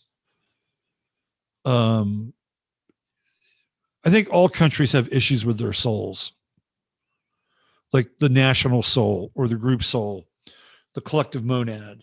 And China's got issues. China has a history of very intense purges. You know, the Great Leap Forward fucking killed a lot of fucking people. Like the United States has some issues, but nothing like that. Nothing like that. And in a secular and godless society, that shit is going to catch up with that country. I'm just telling you right now, you just can't continue to do that. Wipe a bunch of people out, generation after generation, and not have some kind of spiritual repercussions. It's going to happen here, obviously, because we're way off course with a lot of issues. We're basically fomenting like Sodom and Gomorrah and the Tower of Babel. I mean, all of these, catastrophe, these tales of catastrophe, that were all starting to self-assemble, become part of our current narrative. Right. But this country is not alone. And in fact, there's some issues, but we didn't wipe out millions of fucking people. We didn't do that to our own people. We did it abroad, and we got things we got to deal with that. I'm just saying. China's got ghosts. I mean, literal ghosts and figurative ghosts. And now they've got this thing where astrologically, I'm not sure they're ready to handle this new energy. And they've got Moon in Aquarius, so they're kind of kooky and weird. You never kind of know what the pulse is. You never quite know what they're feeling. And it's a country that's got all these 8th house planets, so you never really know what they're offering. The cards are very close to their chest. I think they're in trouble.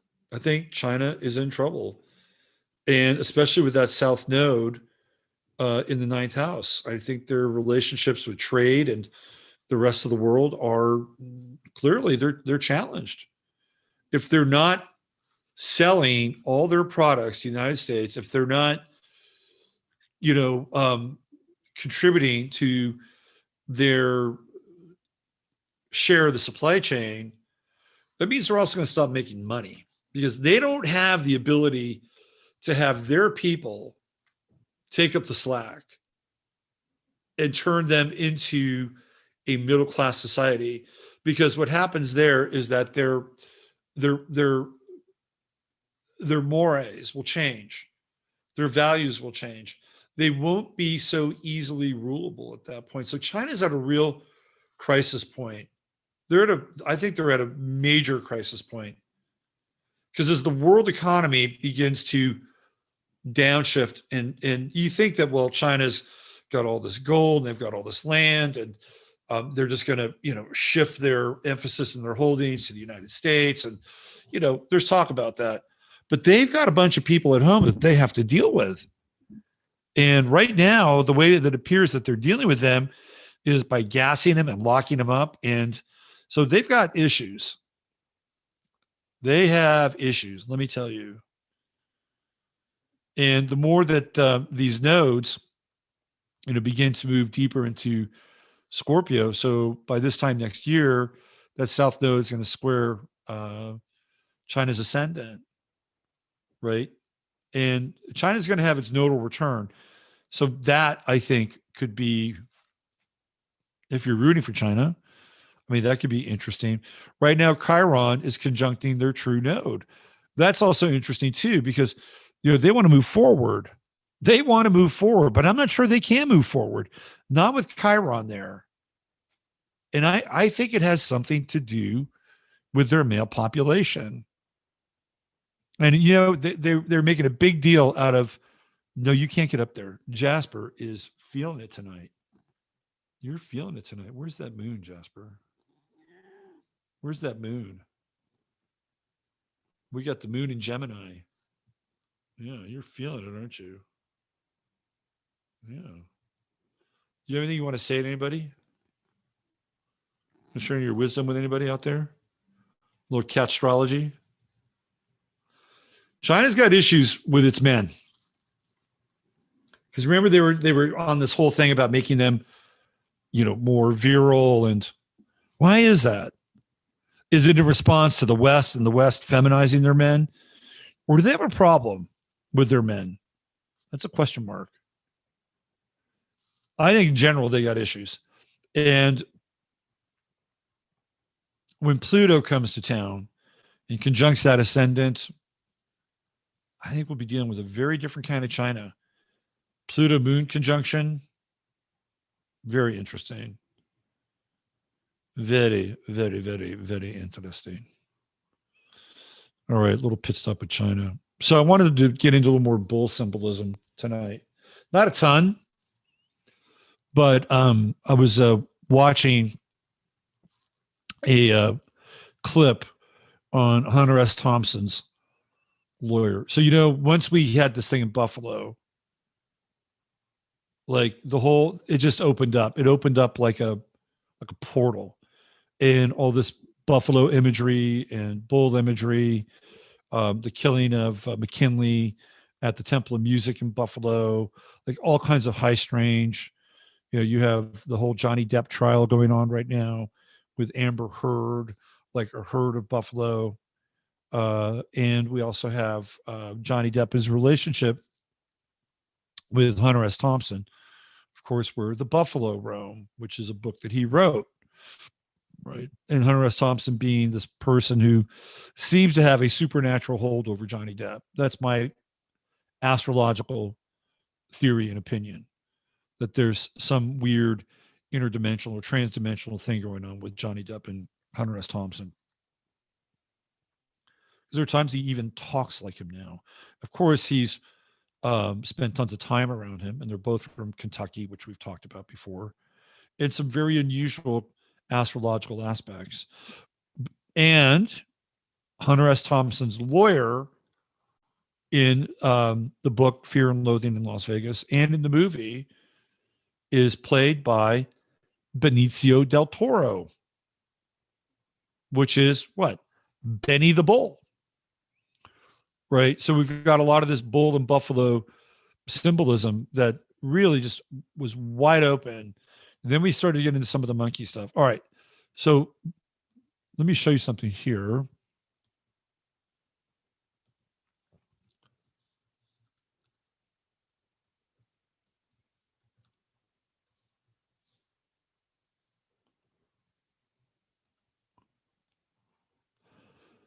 So Hunter S. Thompson's lawyer,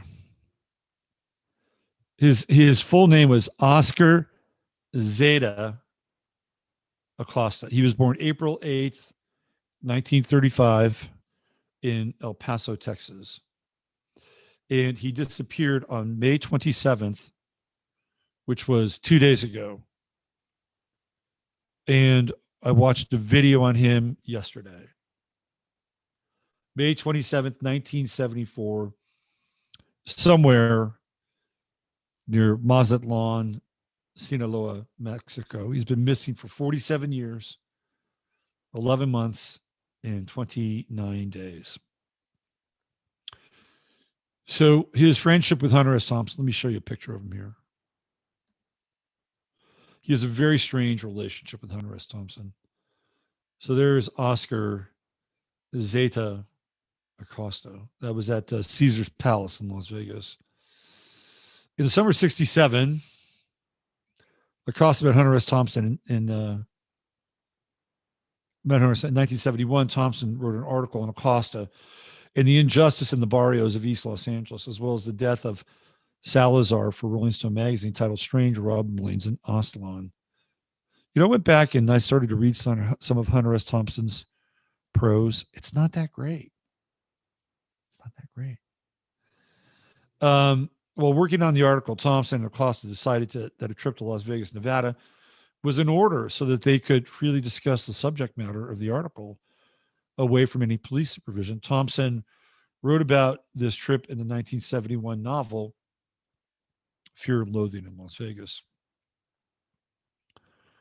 The legal department of the publisher of Fear and Loathing in Las Vegas said the book could not be published without a clearance by Acosta, as references to him were recognizable. Acosta initially refused the clearance, saying he was insulted by Thompson's alteration of his race. Thompson had described him as a 300-pound Samoan. He understood, however, that inserting his real name and race would necessitate extensive rewriting and delay the publication of the book. So he promised clearance, provided that his name and picture would appear in the dust jacket. Despite the strained relations before and after the publication of Fear and Loathing in Las Vegas, Acosta and Thompson maintained their friendship until Acosta's disappearance, which is very weird, right? So this is another bit of high strange around the Buffalo stuff. One of God's own prototypes, a high-powered mutant of some kind never even considered for mass production, too weird to live and too rare to die, Hunter S. Thompson, The Banshee Screams for Buffalo Meat, 1977. So let's take a look at Oscar Zeta's book.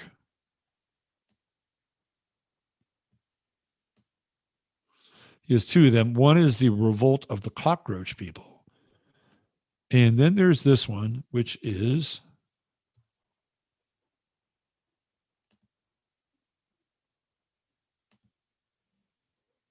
right here.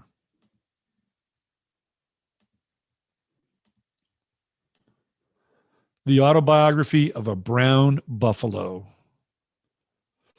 And this is the, I guess, the copy of the cover that was redone, which is very strange. It's chimera. But I think this is interesting. For the Autobiography of a Brown Buffalo. And remember, we're dealing with all this weird buffalo, bison, bull energy. And we have the Buffalo Bills, right? The Buffalo Bills. The football team, the Buffalo Bills. And who played for the Buffalo Bills? O.J. Simpson. And what was his wife's name?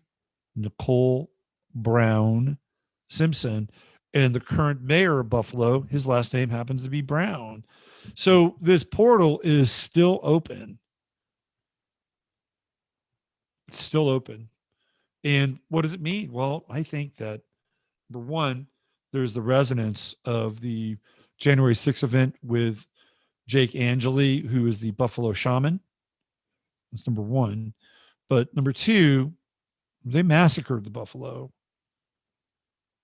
They massacred the buffalo. The buffalo was plentiful. It is the animal that is associated with America. And we're in a very weird place right now with, the baby food shortages, food getting higher in price, gasoline getting much higher in price. This idea that people aren't theoretically safe, which I don't really buy into. Yet there is some truth. Like, you've got to make sure that you're not just, whistling Dixie past the graveyard. You can't do that. But there's a ton of fear that's been cranked up in our society. You have to have a certain amount of discernment, no doubt about it. You got to have situational awareness. If you don't have situational awareness, you don't have discernment, you're a sitting fucking duck. Okay, sitting duck. So, but at the same time, right? At the same time, there are things that are happening. We cannot deny those things that are happening. They're happening before our very eyes. And the buffalo symbolism is the slaughter of the buffalo. It is the slaughter of the buffalo. We talked about Buffalo Bill. We talked about the Buffalo Bill Roadshow. We talked about Tom Mix, who becomes the first Western star. Tom Mix being born on January 6th. Tom Mix being the first person who occupies the infamous log cabin in Laurel Canyon. And what is one of the most famous bands to come out of there? Buffalo Springfield. Right? And I guess it was during the Biden election. It was Stephen Stills and Billy, what's his name? The guy who always wears dresses, doing the famous Buffalo Springfield song. Right? That happened. Everybody's going, what the fuck? Compared to what is the name of the song? But that's another buffalo symbol during this time with the true node in Taurus, which is the bull, which is the bison, which is the ox, which is the buffalo. I want to talk a little bit about the south node in Taurus.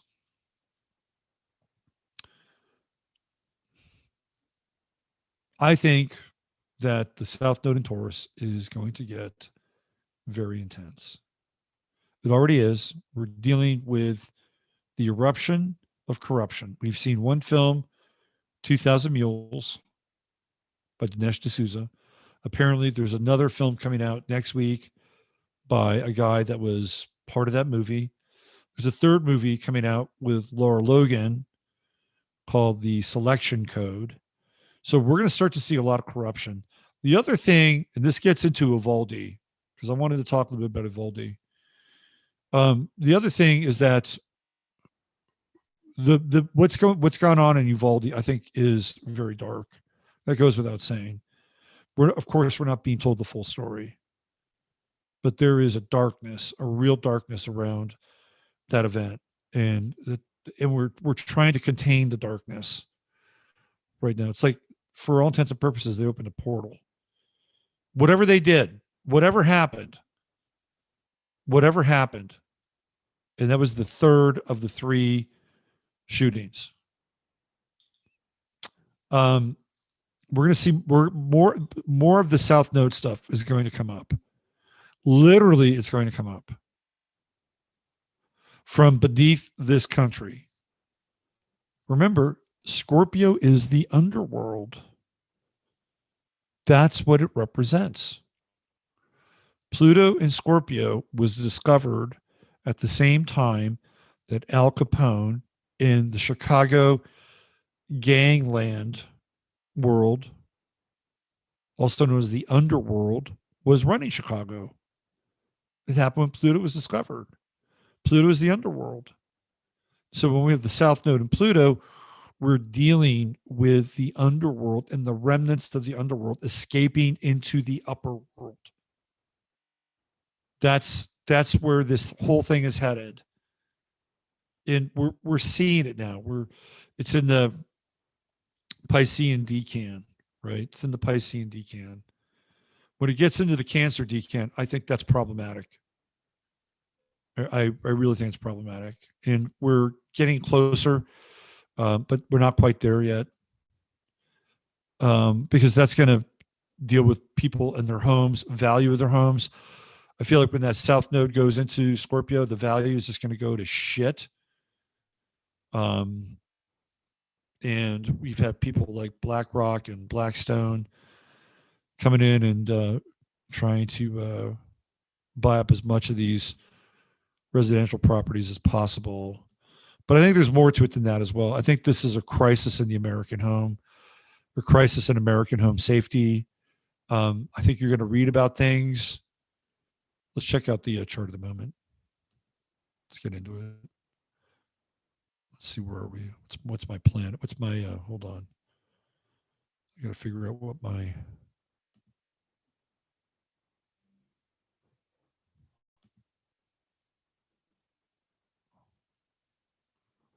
where is this? Okay. I did some pretty trippy readings this week, I have to say. Good ones, but trippy.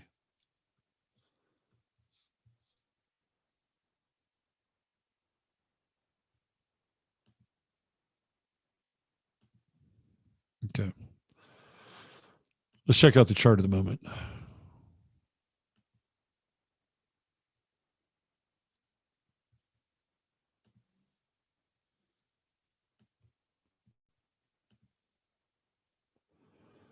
All right. So it's a little bit later in the show. Normally I do this at the beginning of the show, but we brought Shamika on. So here's the true node. So it's a 22 Taurus. It means the South Node is going to be over here. When it gets to 19 degrees, that's when we're dealing with the shift into the next decan. And I'm going to tell you when that is, because you get full service astrological insights here.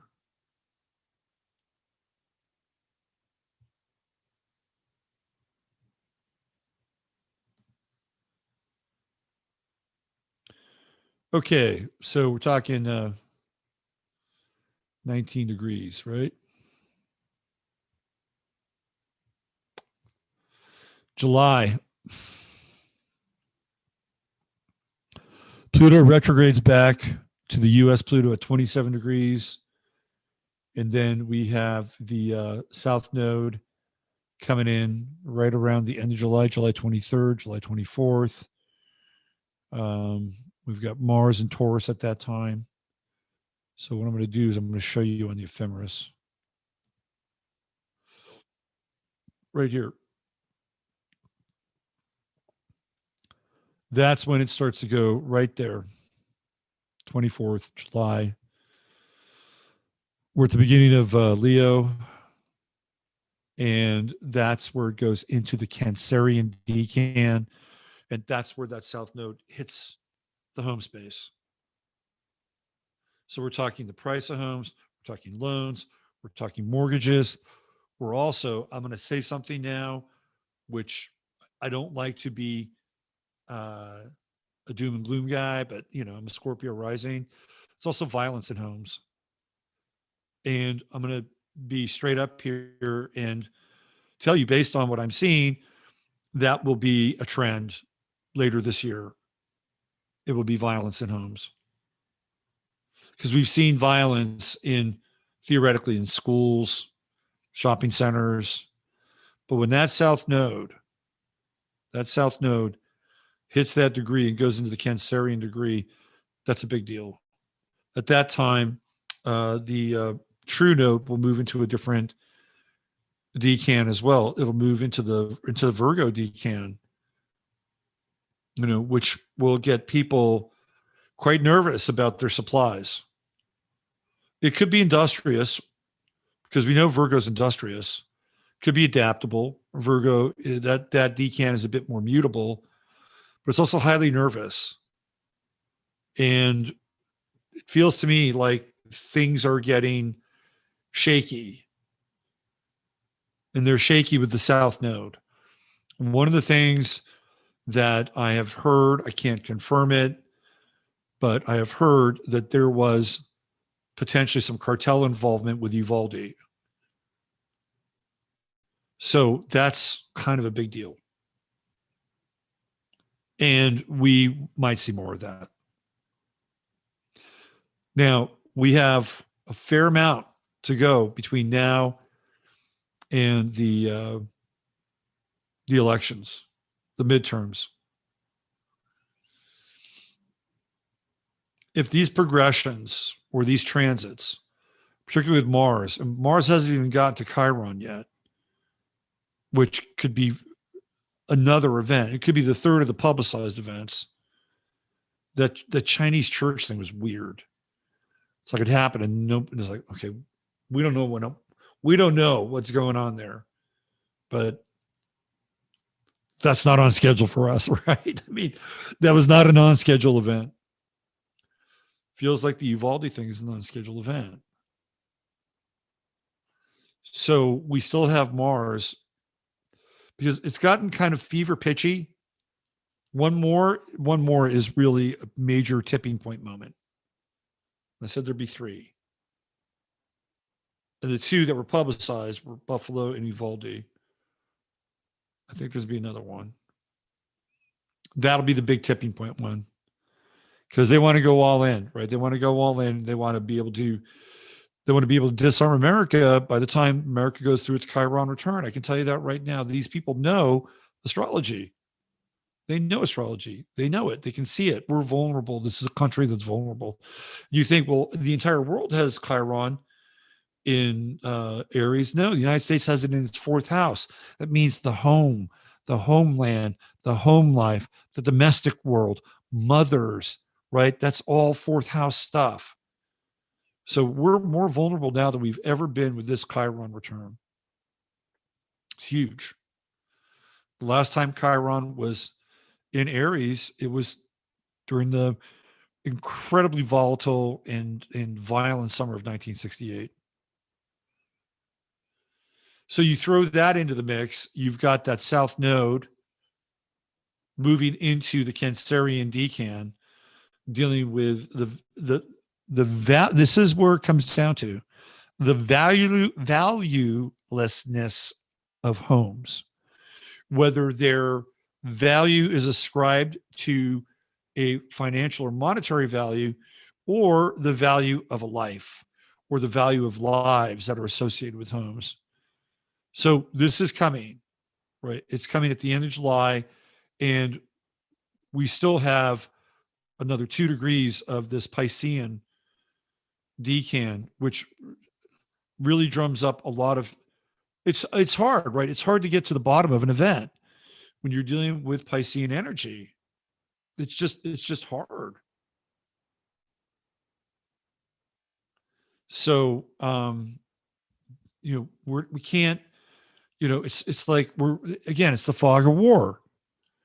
But when this thing moves, and it'll move in July, the emphasis is going to shift. And we'll be dealing with things that are unfortunately a lot more closer to home. So this could be a fairly significant crisis, because right now, if they were to have a mostly fair and balanced election tomorrow, I don't think there'd be any doubt in anyone's mind that to be a Democrat and win a race, you'd either have to be pretending you're a Republican, or you'd have to have like the biggest voting fraud technology, or the biggest voting fraud technology in fucking history, because that's what it would take. I think Biden's at around 18% approval.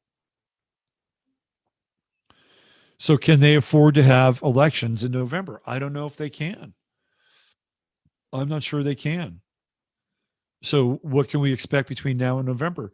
More crises, more crises, more crises, more crises. And the ones that I think will be the ones that will be the most intense will be the ones that we'll have to deal with that are closer to home. And that's coming, right? That is coming. And we start that 10-degree decan phase at the end of July. So we're starting off this week, though, with the new moon. And we have the new moon in Gemini. We've got the new moon on Monday. Hey, we got Monday off. And do something interesting. Do something, I don't know. Do something you normally wouldn't do, right? Play the Gemini card. Step out. If you've been homebound, go out and get out of your house. Go visit some friends. Go visit your brothers and sisters and your nieces and nephews and cousins and all that stuff. Or go out and be stimulated. Get out, move around. It's a good time to do that. It's a new moon, and I love new moons on Mondays, because you get that Monday energy, you get that new moon energy, and you can really put it into motion. I'm going to go pick up my car tomorrow. How about that? That's my new moon energy. A little Gemini. Bring back the old honker, the old project. All right. So we have a couple announcements before I get out of here. Next week, this show will start at 6 p.m. Central Time. So for you folks that live on the East Coast, that'll be 7 p.m. for you. On the West Coast, that'll be 4 p.m.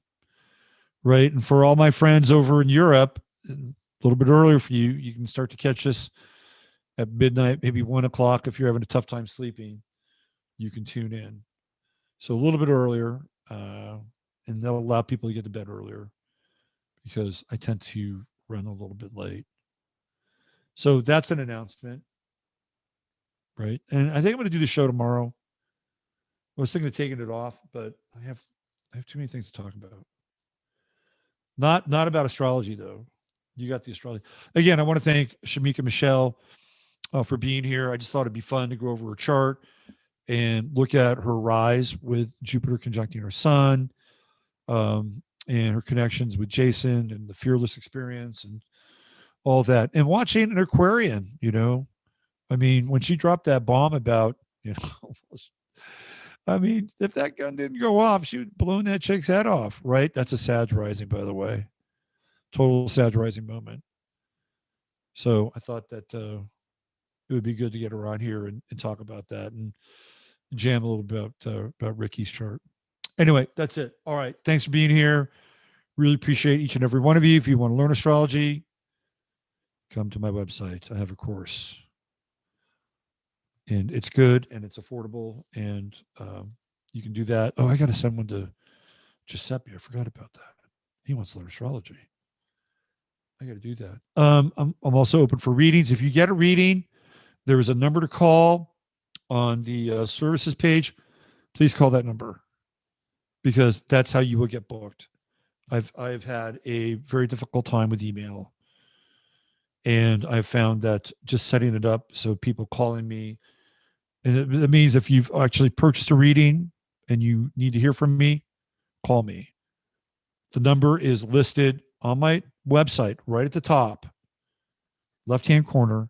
It's also on my services page. That number rolls to my number. It's not my number, but it is a number, and I get it. I got call forwarding. All right. God bless you all. Have a great Sunday night. We'll see you back here next week at 6 p.m. Central Standard Time. And I'm sure we'll have plenty to talk about. Use your head in order to discern what's real, your heart to say what's possible. I'm Robert Phoenix. Take care. Bye for now. And